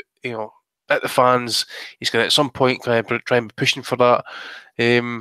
Just forget about it. The fight's never going to happen. Khan's wanting that fight at 147, and Brook wants it at 154. You have a problem, so you may have to try and meet in the middle somewhere. So we all know about what Hearn's angle is, and this is all about. But Khan, on the other hand, he's got to kind of look semi-impressive, as Ben says, look as good as possible against whatever Phil LaGreco is. But I'm going to say that Khan's going to labour to a points win here. I really do. I think he's going to find moments where it's going to be uncomfortable. He's not got an inside game. He's going to be grappling, holding, probably maybe make it ugly at points and that, and he'll maybe fall short with his shots until he try and gets his range. But that range finder might never come. He might get clipped, or he's maybe just too far gone for his prime that he's got nothing to he's got nothing to give us anymore. And Andy, just sticking briefly at the world scene here, you just informed us in the chat that Prince Patel actually won the vacant Baltic Boxing Union Youth Super Flyweight title with a first round knockout win over Dimovs in, of course, a title 4-rounder. The guy's picking up the titles, isn't he, mate? UBO Intercontinental Bantamweight Champion. He's going to Bantamweight, Featherweight, coming back down to Super Flyweight, picking up all these belts and stuff. I mean, the guy's a kind of mini version of Sam Langford. He's jumping for all these divisions, and sooner or later these top guys are going to be fucking calling his name out. Big money paper. Call me when he wins a version of the international Polish title. Then I'll pay attention. I think he's here at the moment, isn't he? Not aye. 8 wins, all the belts. He's not in a place now. Hungary, Poland, Czech Republic, Latvia. Definitely getting the last laugh on Barry Jones there. He's like a modern day Ronald Winky Wright, isn't he, with all his globe trotting for belts? Holy shit. I think we've exhausted that topic as much as we can go. A couple more points of interest before we move on to Frampton. Bantamweight fight. Interesting to see the Americans take an interest in this guy in Brooklyn next weekend. It's the Real Deal Sports. That's Evander Holyfield company. Duke Micah, 21-0 with 18 knockouts. He calls himself the Babyface Terminator, which is quite an interesting nickname. He looks like he's about 9 years old. But I'm sure I remember Duke Micah fighting Michael Conlan, maybe in the Commonwealths or the Olympics at some point. So he's got a decent pedigree. And he's going in against Yohan Boyo, who is a French guy, former European level. I think he might have fought world titles. Did he fight? Who did he? Oh, it doesn't matter. Who cares? Right, let's move on. We do have a heavyweight question. I was going to ask Andy about Sean Dodd and Tommy Coyle, but Andy's bailed out. I don't blame him. I would if I was him as well. Ozzy, tell me about Frampton-Donaire. Then let's get on to it. Interim WBO World Featherweight title fight. I'll be ringside in attendance next weekend. What do we need to see from Frampton? What does he need to do against Donaire to impress you and to move forward to fights against the likes of Selby Warrington, possibly Oscar Valdez? I think we need to see an improved performance in what he put in last time. I think it's fair to say that the opponent was... I think it was a lot better than people expected. I know a lot of people criticised Frampton for his performance, but I thought that Garcia definitely wasn't as bad as people thought. He was absolutely massive as well at the weight. Yeah, he was huge, and like I said, he looked a couple of weight divisions above. But at times, I thought we saw some pretty decent stuff from Carl Frampton as well. I thought that there was a lot of negative criticism about his performance, and whilst I think he held his hand up and says, "Look, I was no means at my best," I think at times we did see some some decent things. I don't think he'd been with Jamie Moore that long as well, had he? That was like their first camp, and I think it was literally they'd gone straight into camp as well. So they've had a long time now. They've known about this Donaire fight for a while. And I think we need to see a performance from where Frampton... I don't think he will stop him. He doesn't really seem to carry the power that he had. You know, like the real crack that he had at Super Bantam. It just seems to, like, where he can hit, he doesn't seem to, you know, like, have the real, you know, like the stoppage, like the one-hit stuff that he's potentially, you know, like he's shown before, or where he can overwhelm people. I definitely think Donaire's a live dog in this. Whilst I don't think he's not obviously what he was a few years ago, and I don't think anybody will say that. I definitely think he's a live dog in this fight. And if Frampton, I mean, we've all seen where Donaire can crack, and if Frampton does, if he gets caught like he was against Garcia, there's a chance he could lose this, because Donaire is a lot better. Well, you would think he's a lot better than what Garcia was. That saying, for me, there's a reason they've gone after Donaire.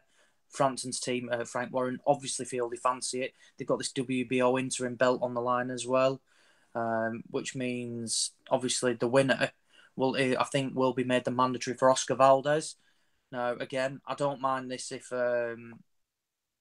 this is then enforced. I mean, I think Valdez got a couple of bad injuries against Quigg, so I think he might be out for a little while. So if that's the case, then yeah, let's go with that. I'm looking forward to it. I think the card itself is real good. We can talk about the undercard, obviously, after everyone's had to say about this. But no, I'm really looking forward to it. I would slightly favour Frampton.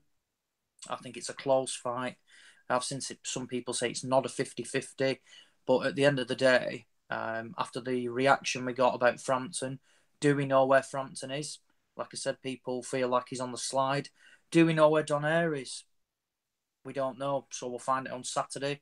It'd be interesting to see. Like I said, Frampton's had. He seems like he's enjoying boxing again. Like I said, I spoke to my friend Jack Catterall, who's training with him as well, and he said there is a real buzz in that camp at the moment. Real good laugh, and we all know a fighter can produce a real good display. So no, I'm looking forward to it, and I think Frampton will win this on points.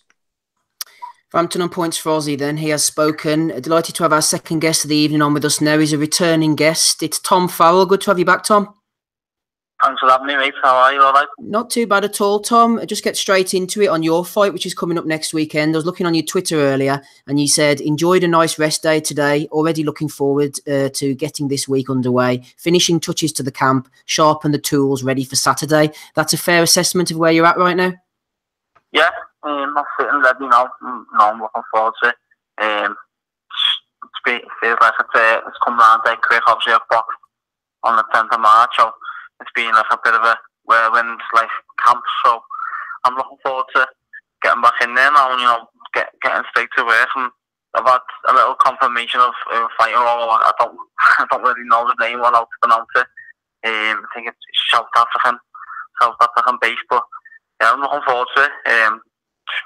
Just want to get in there now. I'm eager. You know, I've had a little rest day today, and I'm itching to get punching tomorrow. Even though I know, you know, I won't be doing much in the gym anyway.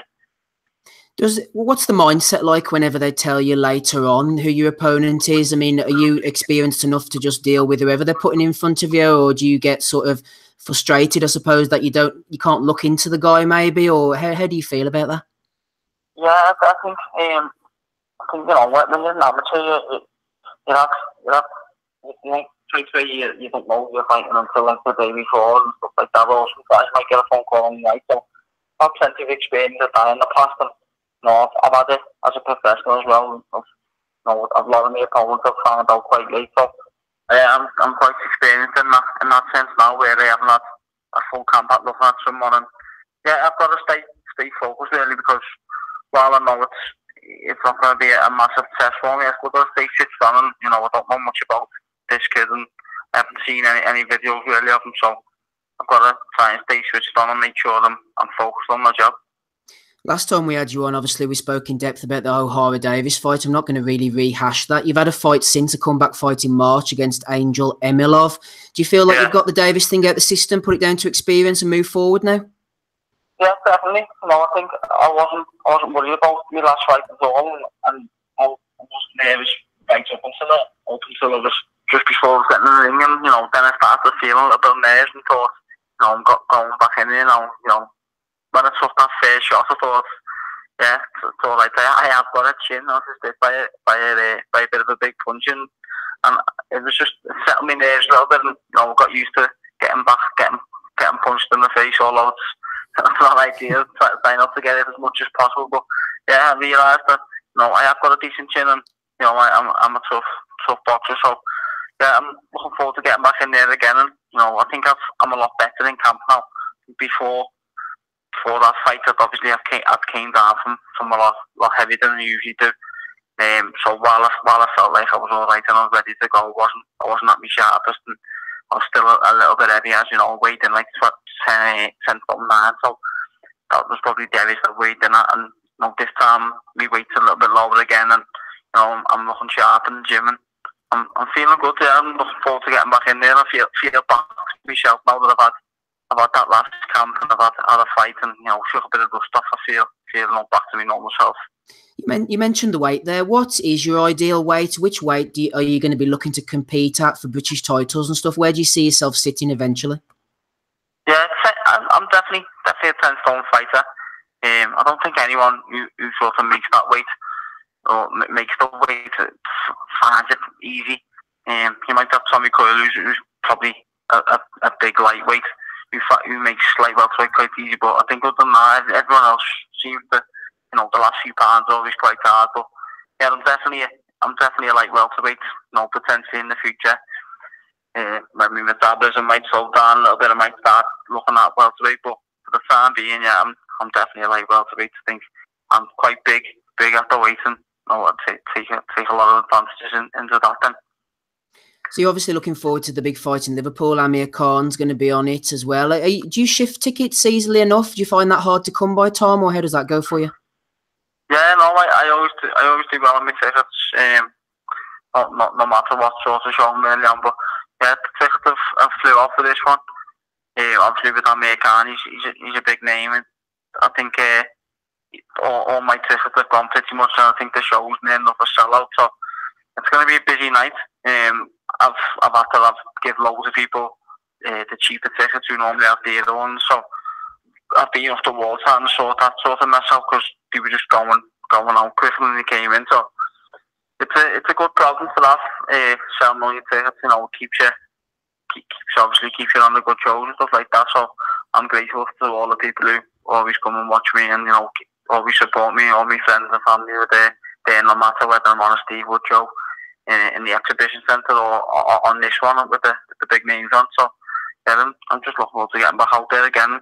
You know, hopefully win this fight, and then look to some bigger fights and see what comes up. Just to remind our listeners, we've got Tom Farrell on the call, at Tom Farrell89 on Twitter. Go over and give him a follow. What about someone like Robbie Davies Jr.? Tom, would that be something that would interest you in the future, or where do you stand on that? Yeah, me and Robbie are close mates. We boxed as amateurs against each other. So it's not sort of a fight that we start looking for. Do you know what I mean? You're not going to get Robbie calling me out or vice versa. Obviously, it's one of them things where we're the same weight and the same city, and people are going to start talking about and stuff like that. So it might be come up in the future, but that's what I would love to do.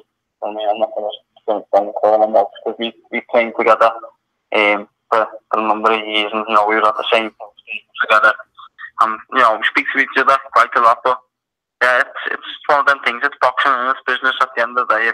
If it comes to it, you know, with the board order there or something like that, you know, we'd have to look at it that sort of way. But at the minute, I'm not going to start shouting I want Robbie Davies. No, that's fair enough. Completely understand that. I'm going to open up to our panel shortly if they want to ask Tom any questions just before we let him go. In the meantime, we were talking to Ryan Mulcahy last week, and he was saying regarding himself being a boxing fan, whenever he's finished his fight, obviously he's not fighting now, but he said he was going to, I think he said, get his bird and just go home straight after his fight. Where do you stand? Amir Khan's in town. It's exciting. The fans are all up for it. Will you stick around and watch the main event and all the excitement it brings, or will you just go home as well? Yeah, usually I'll obviously stay and try and see everyone because a lot of people will come to watch me. I always feel like I've got to go and see everyone and thank everyone for coming and have a think with them. Maybe I don't think that much after the fight because I'm always that high on adrenaline, so I feel like I can't really get drunk. So, but yeah, I like to. I don't mind staying out sometimes.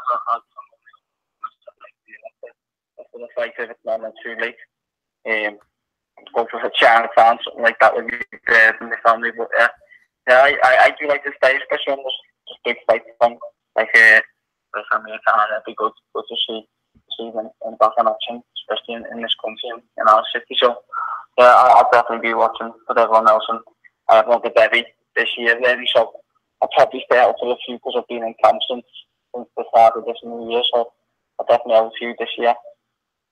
After this fight, really. Fair enough. Anybody got any questions for Tom? Any of the guys? Yeah, go on, Tom. A quick one from me. Sam O'May's on his change of opponent now. Kevin Hooper has stepped in for the English title.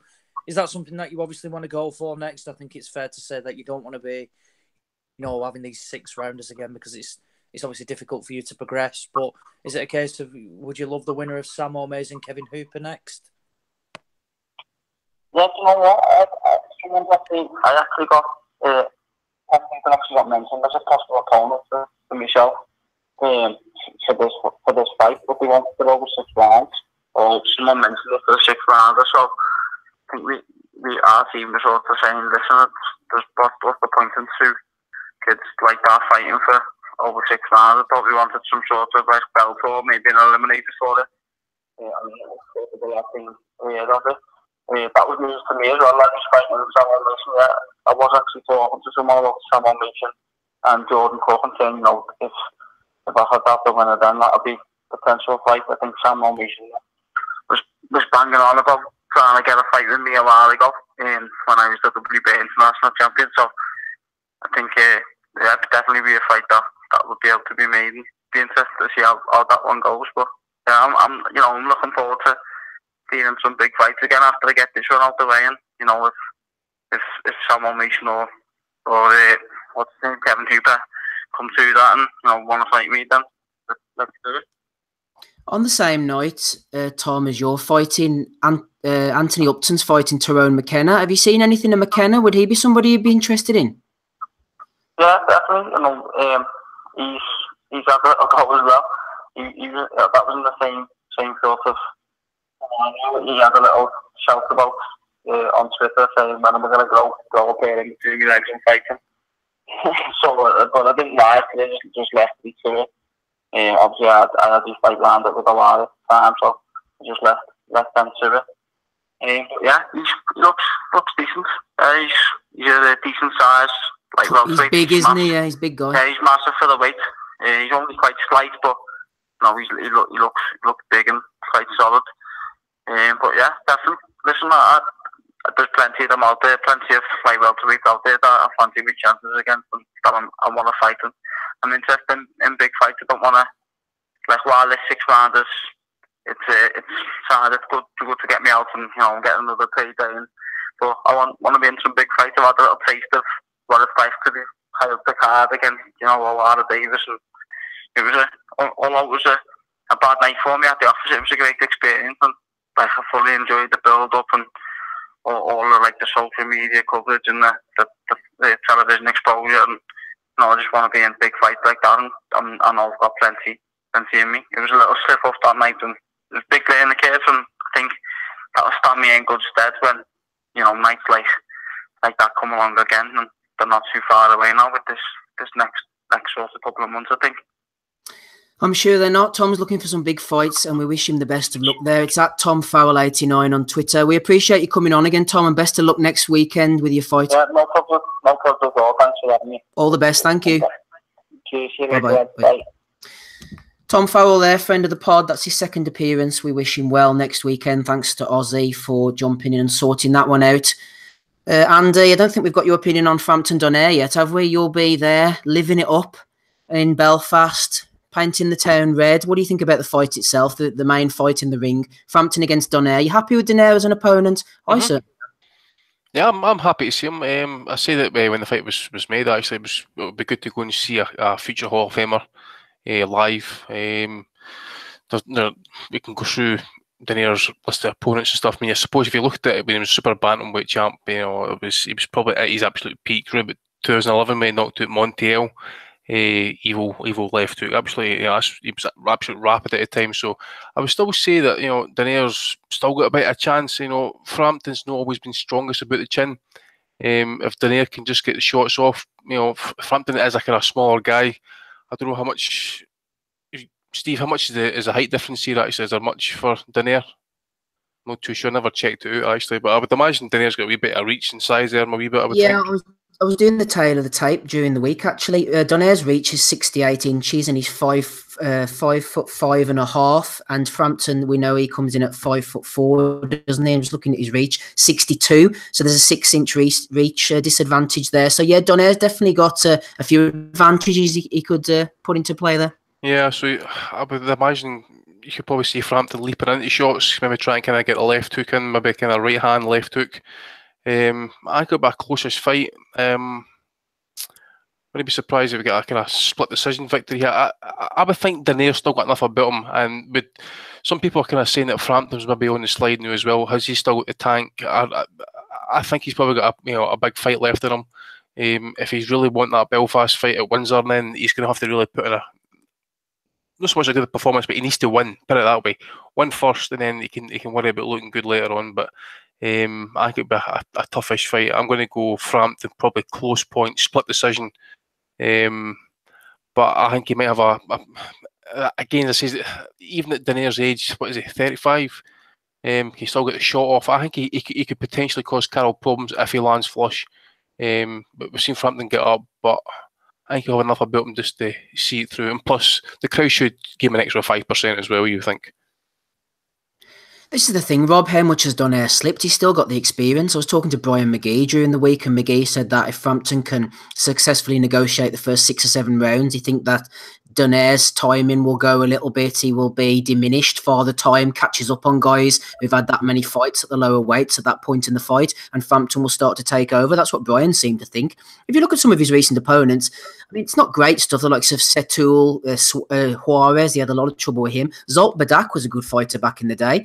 I mean, he wasn't stopped by Jesse Magdaleno. We think of that as a loss, but he went the distance with him. He might still have something left, Donaire.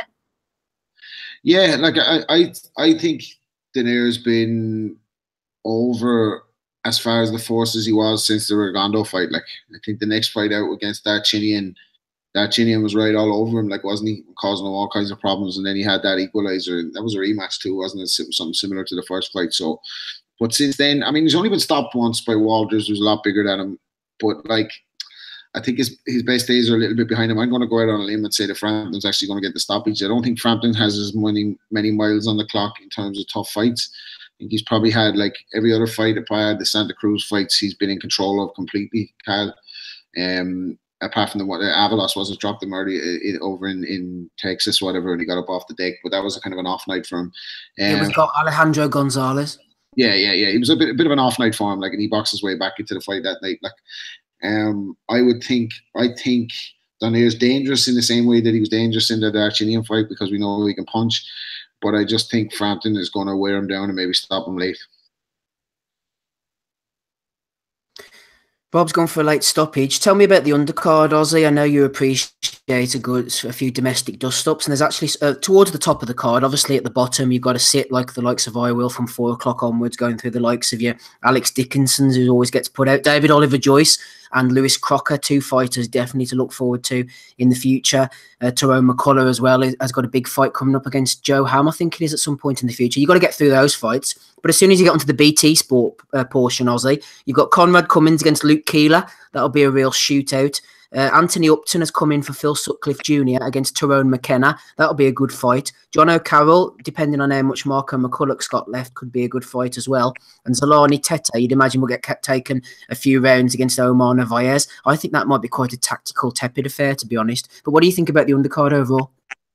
Really good. Really, really good. And I'm happy with that. I think it's got the right balance. The like I said, your Crockers, Ryan Hattons, Troy Williamson, people like that, they're going to be on early. So in terms of like the public viewing and like on the television, they're not taking up, like spots where you miss out the, like the bigger and better fights. One to watch out for as well, he may make TV or not. Sam Maxwell, super lightweight, he's excellent. He needs to step up quickly, but he's very, very good. But no, back to it. Conrad Cummins, Luke Keeler. I think that's an excellent fight. That I think that's a proper domestic clash. Obviously, both have suffered losses. Cummins is back with Jamie Moore. That's an interesting fight. That now, I would think. I mean, Keeler had. I think he drew last time out against Adam Jones. Actually, so yeah, that doesn't look good on the record, does it? No, it doesn't. No, so it's going to be interesting to see. Basically, if that affected him something like that, but I mean, they passed it off as Keeler's not with Packy Collins anymore. I think he trains with Katie Taylor's dad. He does. That's right. Yeah. Yeah. So I mean, I was only aware of that move when he was in with Jones, actually. But is it Pete Taylor? Is that his name? That's right. Yeah. Yeah. He passed it off as like said, look, right, we've got 6 rounds under the belt.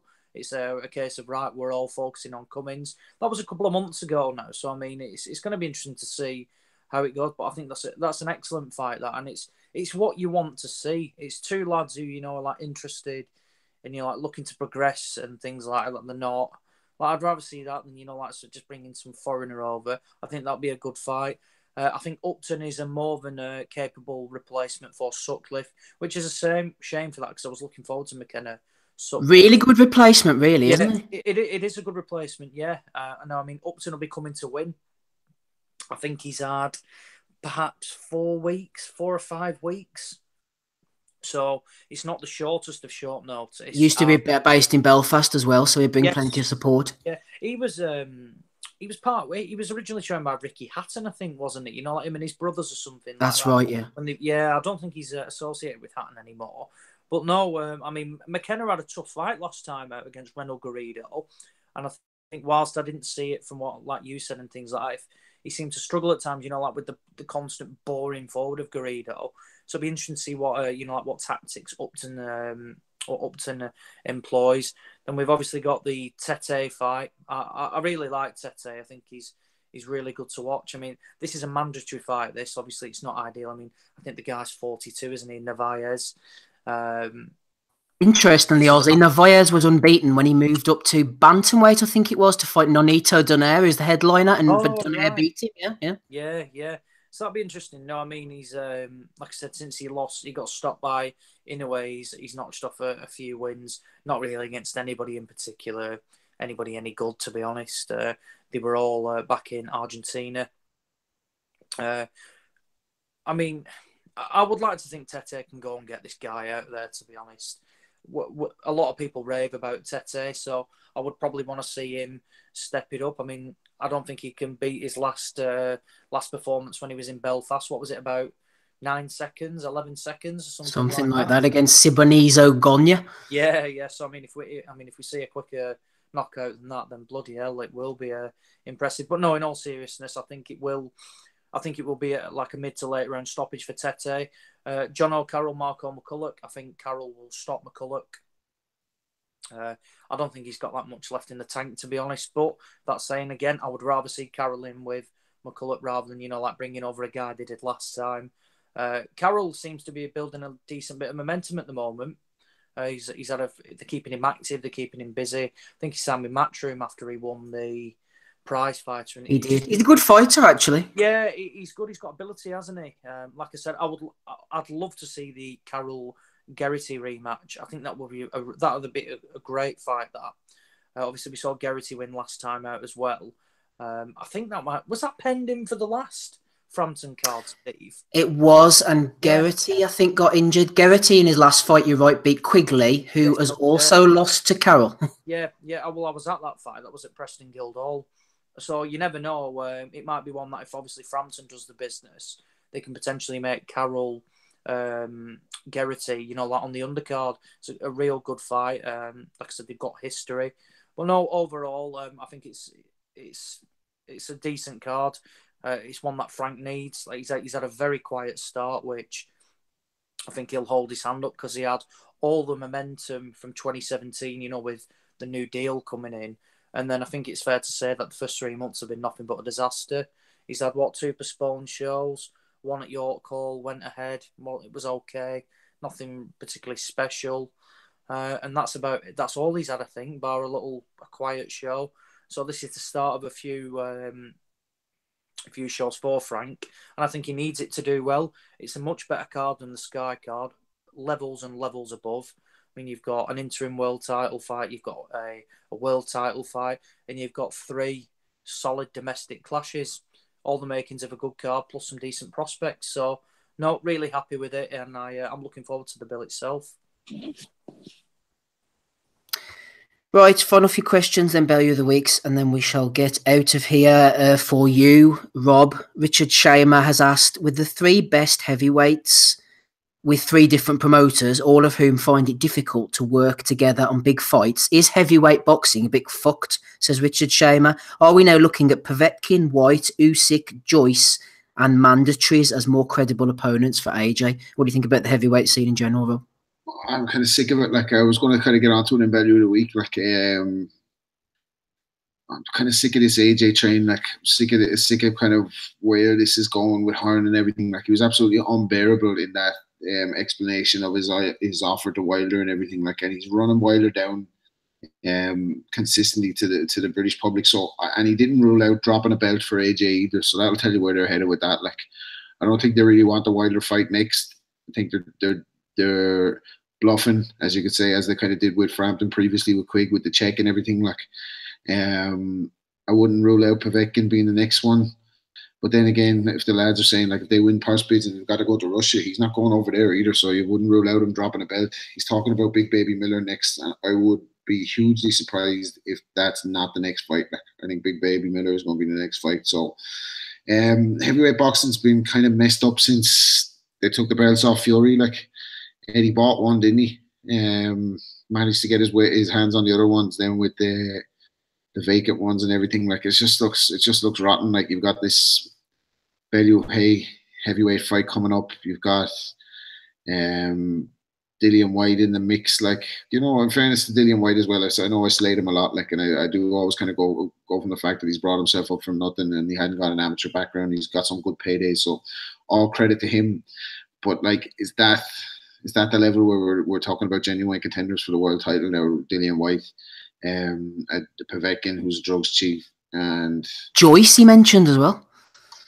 Joyce, like, yeah, I had seen. Can't see it myself. Saw that Joyce has been made. The Lenroy Thomas fight has been made.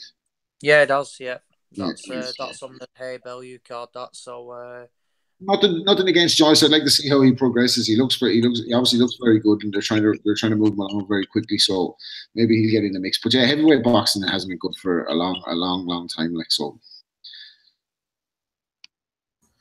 Yeah, we were talking Ryota Murata earlier. There's a Twitter handle, Ryota Murata fans, on Twitter. I've just retweeted the Blandamura knockout. Quite impressive, actually. He looked good, Murata. Be interested to see how he progresses. A couple more questions before our bell use, Andy. Let's go to you. This one sent in a few weeks ago from Alex Morris, who was on one of our post-fight pods recently, actually. He said, a potential discussion for the future. Let's have this discussion now, Andy. What about a B-level World Boxing Super Series style tournament that you'd like to see? Like a middle ground between the World Boxing Super Series and the prize fighter. 8 lads in a division who are European level or gatekeepers that would make a cracking tournament. The winner gets loads of money or a mandatory spot or something. What about that for an idea then, Andy? So we've got a sort of middle ground between the World Boxing Super Series and the prize fighter. 8 lads in one division, sort of around the European gatekeeper level, and the winner gets a mandatory spot or a title. Would you like to see boxing going in this type of direction? I mean, if we're talking like European level fighters, then yeah, I'll go from what weights are we talking about? Well, you decide the weights, Andy. I don't really know much about the European scene at the minute. I mean, yeah, I think it's more to do with the idea. I think what Alex is putting forward, I hope I'm not speaking out of turn, is more, do you think it's going towards more tournament ideas? You know, tournament boxing, we've got the Super Series, you had the Super 6 recently, prize fighter, ultimate boxer. Do you think that could be a way forward for making fights happen? Oh, definitely. It's definitely, if you want to kind of get, like, see your top end guys, especially like maybe like I don't know, say Campbell against Tatley, I suppose. Yeah, that's like a decent enough European level fight, I suppose. You know, Ivan Mendy, it's another name that kind of pops out top of my head at the minute. I mean, these guys are kind of like running about the title mix. So you know, if you can get these guys in, you know, in tournament levels, I mean, would you really want to see Stephen Smith, for example? You know, maybe Denis Shavakov, maybe. Yeah, I suppose that's the kind of names we're kind of talking about. That's the names that's kind of come to mind now. What I wouldn't mind seeing is, say, if you went to the likes of welterweight, for example, and you went down beyond the top level, and you went to your likes of you got Bradley Skeet, you've got Adrian Granados, Jamal James, Konstantin Ponomarev, that Ugas who beat Ray Robinson recently, Kalivalowskis, Abdu Kazorov, who's making a bit of noise. You see, if you put the likes of those guys together, they're not world beaters at the moment, but the winner goes forward for a world title shot. You'd watch something like that, wouldn't you? Well, definitely. Just you mentioned any names, welterweight. Would you say Skeet? You mentioned that Spanish guy? I mean, these guys. Haraga. They two fight for the European title shot. That's right. Yeah. So that's a decent enough fight. I think Box Nation will pick that one up. So you mentioned Josh Kelly in the mixer, that one I would imagine. You said the Lithuanian guy, I think he's mixed up with Top Rank. So I mean, there's good Rashidi Ellis, you could throw him as well. He's a good prospect. Who's that? Who's the other one? The Russian that fights with the UK. He don't fight recently in America there. What's his name? Avanesian. He's another one you could maybe throw in the mix. There we go. We've made up a good tournament there, Andy. Not the heavyweights, though. I don't think we'd have the depth, would we? I was looking through some of the lesser names there, and I was thinking, no, we're going down to the likes of your Oquendos and that type of level. But, well, you've got that. I suppose the only kind of name you're looking at, really, who's semi-decent, was that European guy that beat Chisora.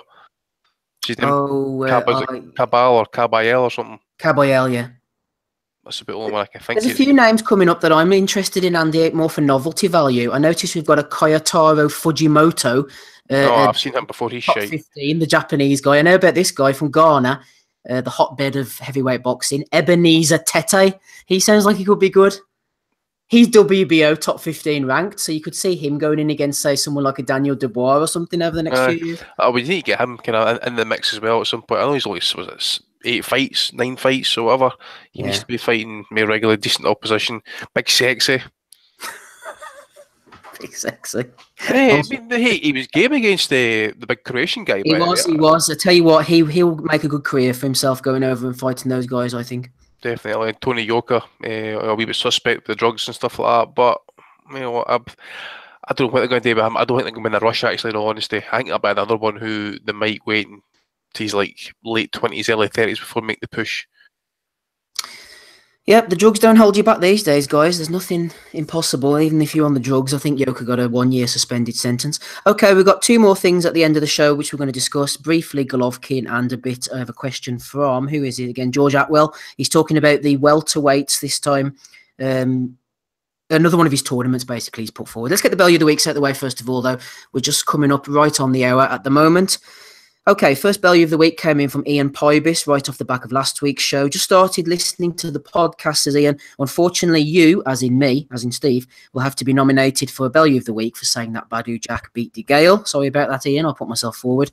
Sugar Ray Leonard was talking about the welterweight division. The welterweight division is on fire again with Danny Garcia, Keith Thurman, Errol Spence, Sean Porter, and so many talented and gifted fighters. Keep it going, says Sugar Ray Leonard. And Sean, on the pads, jumped in.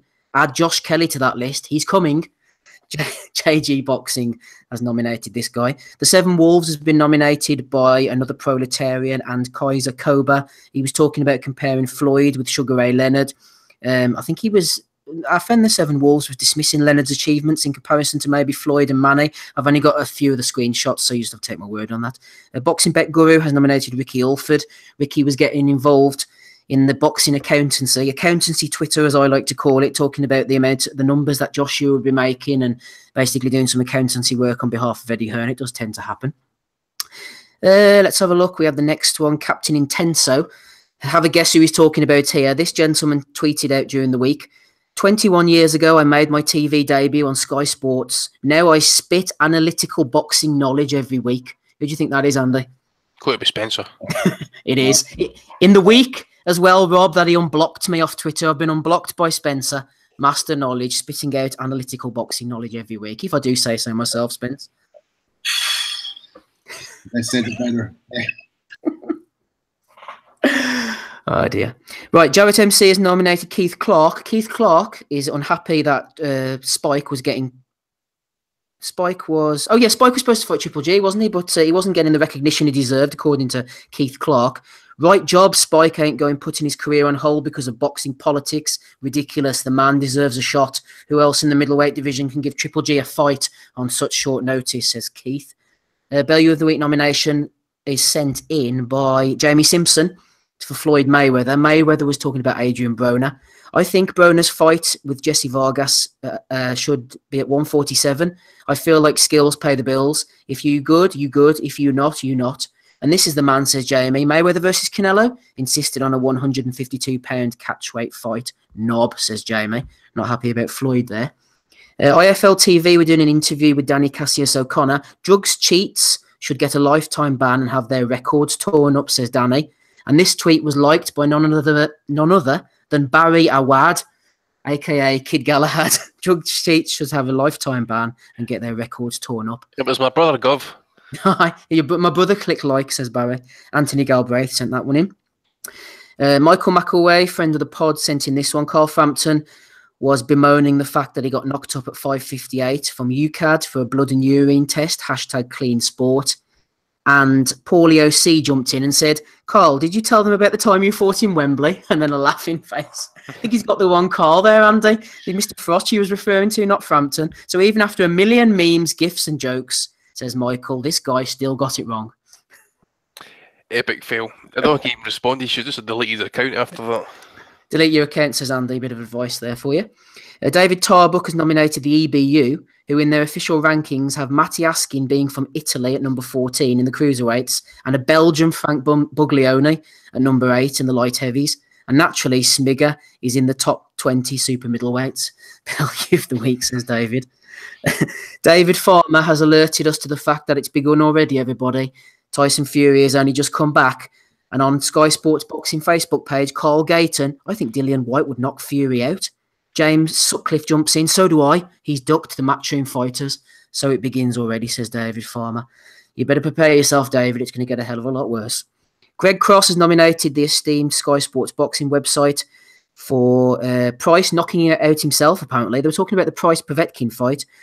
Price produced a devastating knockout win over David Price, says Sky Sports. So he knocked out himself. A bit of a typing error there.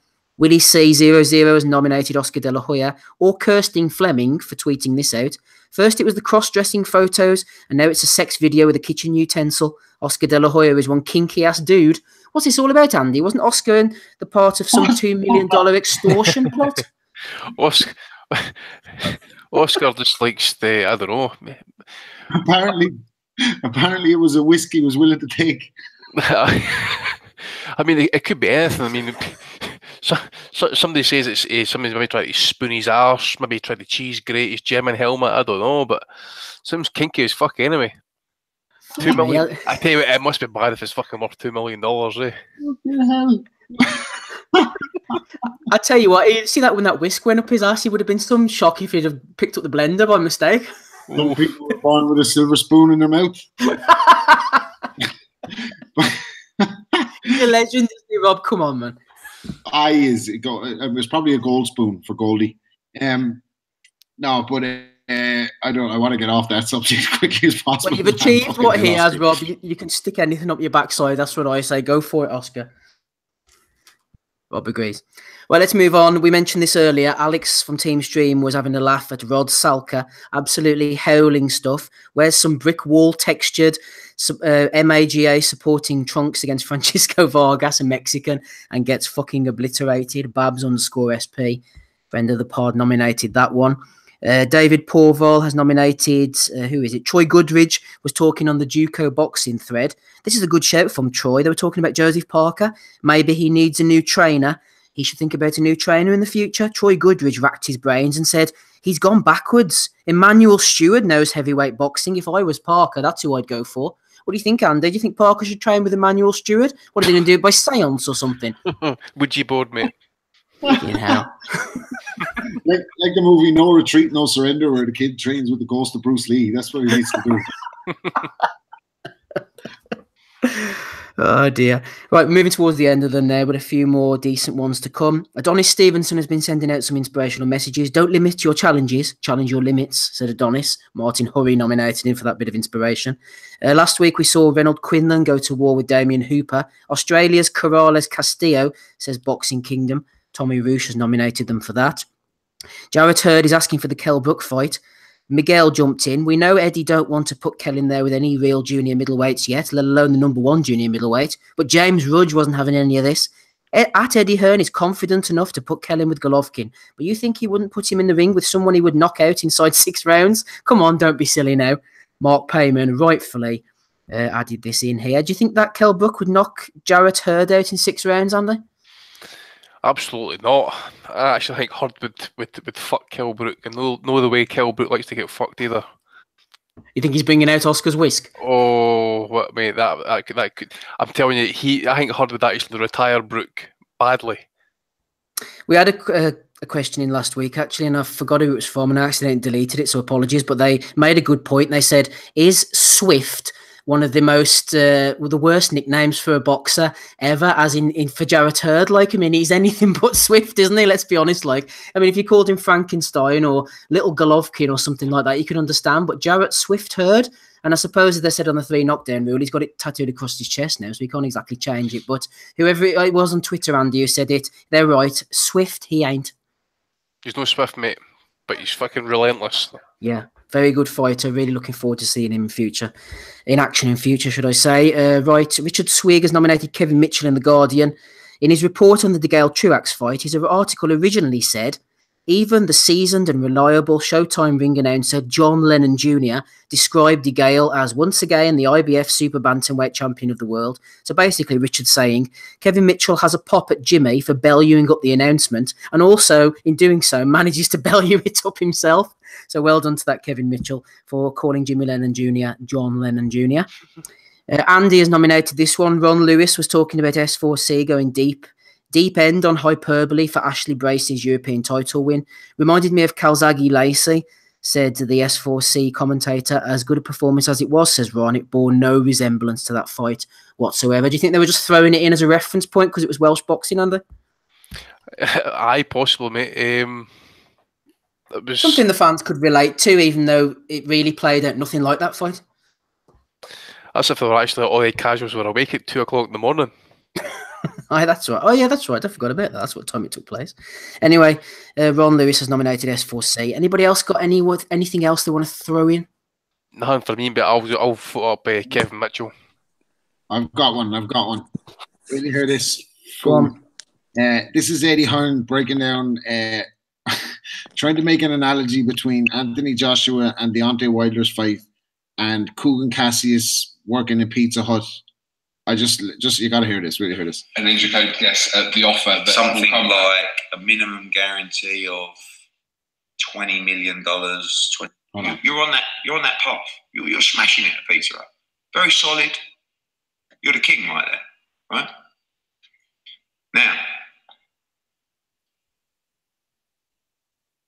let's make a name up. Bill. He's in Wendy's, right? Okay. So basically, he's saying that Anthony Joshua is Kugan Cassius when he was earning £5 an hour at Pizza Hut, and Deontay Wilder is a lad that works at Wendy's who's getting £2 an hour at Pizza Hut, and then it takes him around 10 minutes to see what the boys do day to day, knocking out pizzas, making runs out of fucking. Well, he's just a bamboozler, isn't he? Like, he's trying to sell anything. Like, but he was trying to go on a sales rant there and failed. And don't let me go a week without nominating MJP down with MJP. Yeah, you know me. Oh yes, this is the one who said, just because I shot for Maxim before, everybody has to stop harassing me about it. And then last week on Instagram, put up a picture of the time she shot for Maxim. So definitely don't mention that. But that's all. She must be a self-parody though, Rob, man. You got to admire her. She must be self-parodying herself. I'm a huge admirer of her.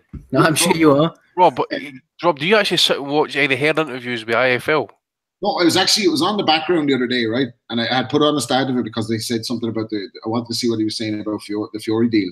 So I was letting it run, and I was like, wasn't paying attention to it. And then I heard him bringing up fucking Pizza Hut analogy. I was like, what is this fool talking about? And he said it with a dead straight face as well, like, which will tell you how honest he is. But yeah, that was a good one. Ozzy, do you ever need to nominate us any from MB this week? No, I think he's safe for this week. So fair play to him. I think Barry McGuigan probably deserves a nomination for this scheme that he's launched about asking people to bankroll his dream and promotional dream. What is it? What does he want? $5,000 a person. I'm already in for 15k, so I can't wait to invest more. He's called it this is definitely not a pyramid scheme. What mug would get involved with him when he's currently in a lawsuit for financials? I might have some pressing questions before I hand it over to $5,000. Like, weren't you looking for some money from allegedly some people's parents' personal accounts? How do you see my $5,000 working here? You need to get Troy Goodridge, the other guy, the Manuel Stewart guy, Ozzy, to pick up the ghost of Robert Maxwell on a Ouija board to invest with him instead. Yeah, I'm sure he's got the contacts for that. And then we've got IFL and Anthony Joshua. They uploaded. I forgot about that. They uploaded a raw video, and then I think the day after they removed about 15 minutes of the interview, so it's been edited down to about 8. And one of the bits included the cooked version now. Yeah, where Anthony Joshua couldn't work out what 60% of 100 million was. So that's Joshua's maths. And then I think that's just the two for me. So Joshua for feeble maths, and Barry McGuigan for his interesting new scheme. I want to go for Joshua. I want to change mine. I just forgot about that one. Cheers for that, Ozzy. You're going to vote for Joshua, Andy? Yep. I'm torn between Paulie OC, who was going on about Carl Frampton fighting about Wembley, but I'm going to have to go for that guy on the Parker Facebook page. What is it? Troy Goodridge, saying that Parker should train with Emmanuel Stewart. I think I'm going for Troy Goodridge. So who are you going for, Ozzy? Oh, Joshua, hashtag all the belts. He may as well get another award while he's at it. Looks like he's going to win, Rob, unless you're going to throw a spanner in the works. Who are you going for? I got to go for Salka, man. Get obliterated by a Mexican fighter as well. Like, just putting the absolute, and like, he went viral. Like, you know what I mean? He might have been like TMZ were covering advice. All those people that were like, "Fun, look at the American boxer who wore the wall trunks get obliterated by a Mexican." Crossover appeal, crossover star. Yeah, exactly. So he might become that crossover star that we all knew he would be eventually anyway. So Salka for me. Right, well, that's one for Salka, one for Troy Goodridge. You don't need Anthony Joshua's mathematical skills to work out that he's got 2 votes and he is this week's Bellew of the Week winner. Congratulations, AJ. We love and respect you. Final point. Let's get on to this question from George Atwell before we close out for the evening. Right, Andy, we'll start with you on this one. I know you like a bit of this. Who do the pod think would make it to the final of this tournament, and subsequently who would win? So we're going for £147 at their peak. So it's like his super featherweight question before, but we're up at £147 now. Okay, so let me read out the list. And as George said, many more I could have picked, but didn't want the list to be too long. Okay, so 147. We've got Floyd Mayweather. We've got Felix Trinidad from 93 to the early 2000s version, obviously. Manny Pacquiao, Sugar Ray Leonard, Sugar Ray Robinson, Pernell Whitaker, Tommy Hearns, Roberto Duran, and Henry Armstrong. Give me an overall flavour of how that would play out, and I'll type it into the chat, all the names here. Floyd, Tito, Manny, Ray Leonard, Robinson, Sweet Pea, Duran. Who was the other two? Henry Armstrong and Hearns.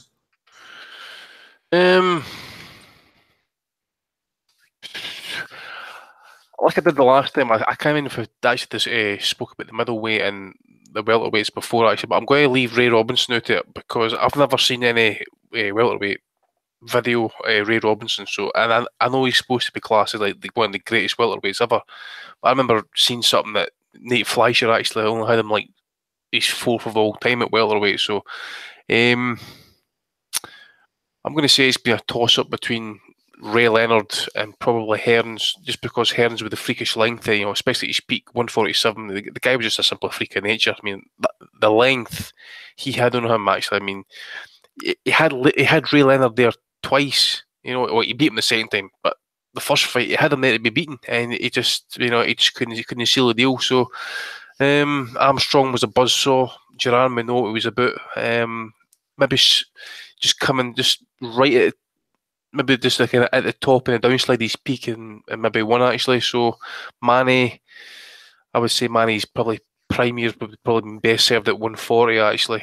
Tito he was phenomenal as well, wasn't he? Left hook was absolutely ferocious. Floyd's Floyd, man, isn't he? He would always kind of like figure out a way, but I'd always think that Hearns and Ray Leonard would be too much for Floyd. I just think Leonard would be enough to kind of figure him out. You know, he's better hand speed, better combination punching, I think, and more power. And Hearns would just be an absolute nightmare for Floyd. You know, I think that's maybe one of the reasons why I never fought Williams, because he was that tall and that rangy. To pick a winner, I would go for a toss-up between Ray Leonard and Hearns, and this is me leaving Robinson out of the equation. I think Armstrong could burn out if it's a 15-round fights, if we're talking about here as well, especially some of these guys fought over 15 rounds. Armstrong could potentially burn out, but he was just relentless. But guys like Leonard would probably kind of figured out a way. I would think Duran Armstrong would have been an absolutely amazing fight if that ever happened. I've even mentioned Sweet Pea here actually as well. So, you know, he was defensive master. I think him and Floyd might be a one for the purists, so to speak. They'd be like that Willie Peck fight. You wouldn't have the CompuBox stacks would be like 4 against 3. What? Imagine sitting watching that fight like, it was Eris Pena. He sits and does the CompuBox stats and that. Well, fuck that. Good footage actually online of Parnell talking. He seems the worst for wear. I don't know if the rumours are true that he's on the Peruvian matching powder, but he's talking about sparring sessions that he had with Floyd where he says he absolutely sunned him. Like, now I know all fighters are going to say that. There's probably no footage available, but I could see it. Who said that, Sweet Pea? Yeah, said when he sparred with Floyd, he completely sunned him. So I'm going to go with Leonard, and then Hearns, and then I'll pick the 4 semi-finalists. I'll go Leonard, Hearns, Floyd, and probably Sweet Pea.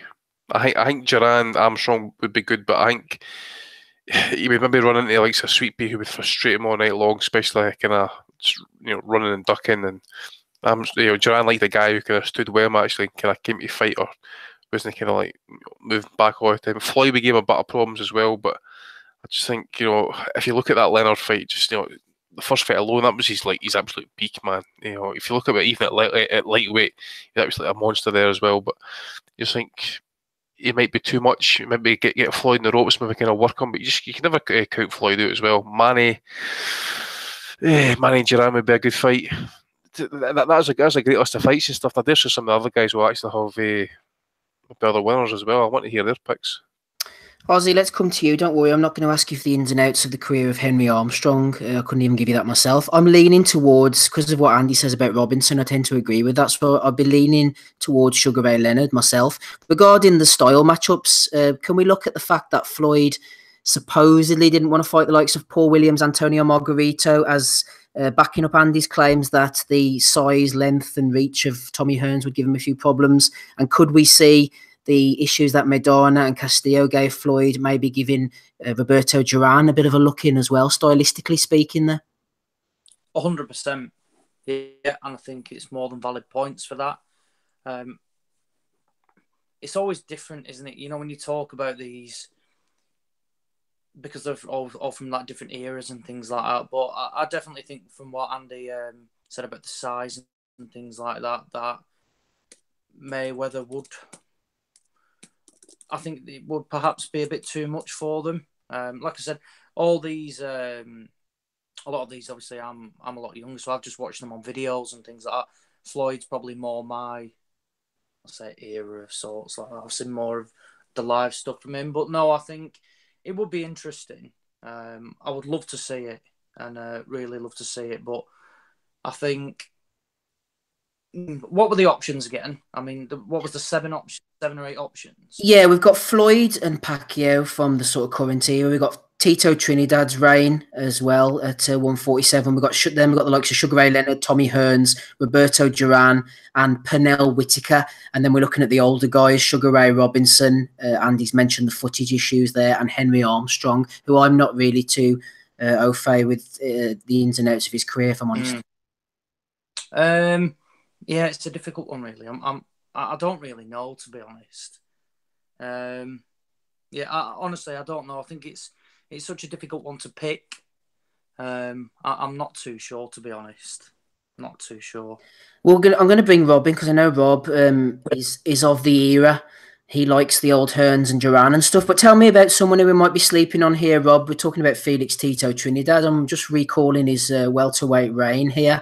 And he had a good little run in 94, an excellent run, in fact, beating Hector Camacho, taking Yuri Boy Campas, his 56-0 unbeaten record, then taking Obakar, who was a very good fighter's 32-0 record as well. And then if you look towards the end of his reign, he's beating Pernell Whitaker, who's also on the list. Obviously, Whitaker was older by then. And then defeating Oscar De La Hoya in 99. Maybe sleeping on Tito a little bit in this list? Yeah, no, possibly. I think Tito was probably one of the best welterweights of his era, but how he stacks up against the other guys, I would put him at probably the bottom of that list. But that list is a sensational list with 4 or 5 of the greatest welterweights of all time in it. Like, so do you think, Rob, you're looking? Sorry to interrupt you. You're looking at Tito struggling with like the southpaw jab of Ronald Winky Wright, and then you're thinking a prime Whitaker, or you're thinking someone with the movement of a Leonard, and maybe that's answering the questions for you. Yeah, I just think out of the list, like, he's probably got the least ability, and that's not being harsh on him. I just think he's probably bottom of the pile there, like, of a great pile. I think, Andy's made a good point about no footage being available of Robinson at welterweight. However, from what I've read and from some of the writers that were around in the 80s, like, when they used to make the comparison between Ray Leonard and Ray Robinson, which was obviously always made because of the names, like, everybody said Robinson would have beaten Leonard. The guys who remember Robinson at the time, everybody, it was like unanimous. Nobody gave Leonard a shot against Robinson from that time. Now, things change as you move on, and we differ in how we look at fights retrospectively. I think Hearns against anybody at welterweight, the only reason you put Leonard above him is because he got the win against him in the 14th round or the 13th round that time. But if that was a 12-round fight, Hearns is home and hosed, like, after beating Sugar Ray Leonard, and history is different. Like, so. We'd say Leonard, great finisher. I'd say he would have probably beaten Pacquiao. Would have probably beaten Trinidad. He's had his 2 fights with Duran. Such a tough one. Like, it's because you nearly have to do it in a bracket system and put 1 fighter against, or 2 fighters against each other, and see who you think to progress and who possibly win. I wouldn't go ever against Robinson because of just Robinson. You know what I mean? And the way the history books write about him, and the way he's. His legacy to the boxing world, I would have to say he's probably the greatest fighter of all time. So I agree. With that being in mind that he's the greatest fighter of all time, I'm going to put him at the top of that list too.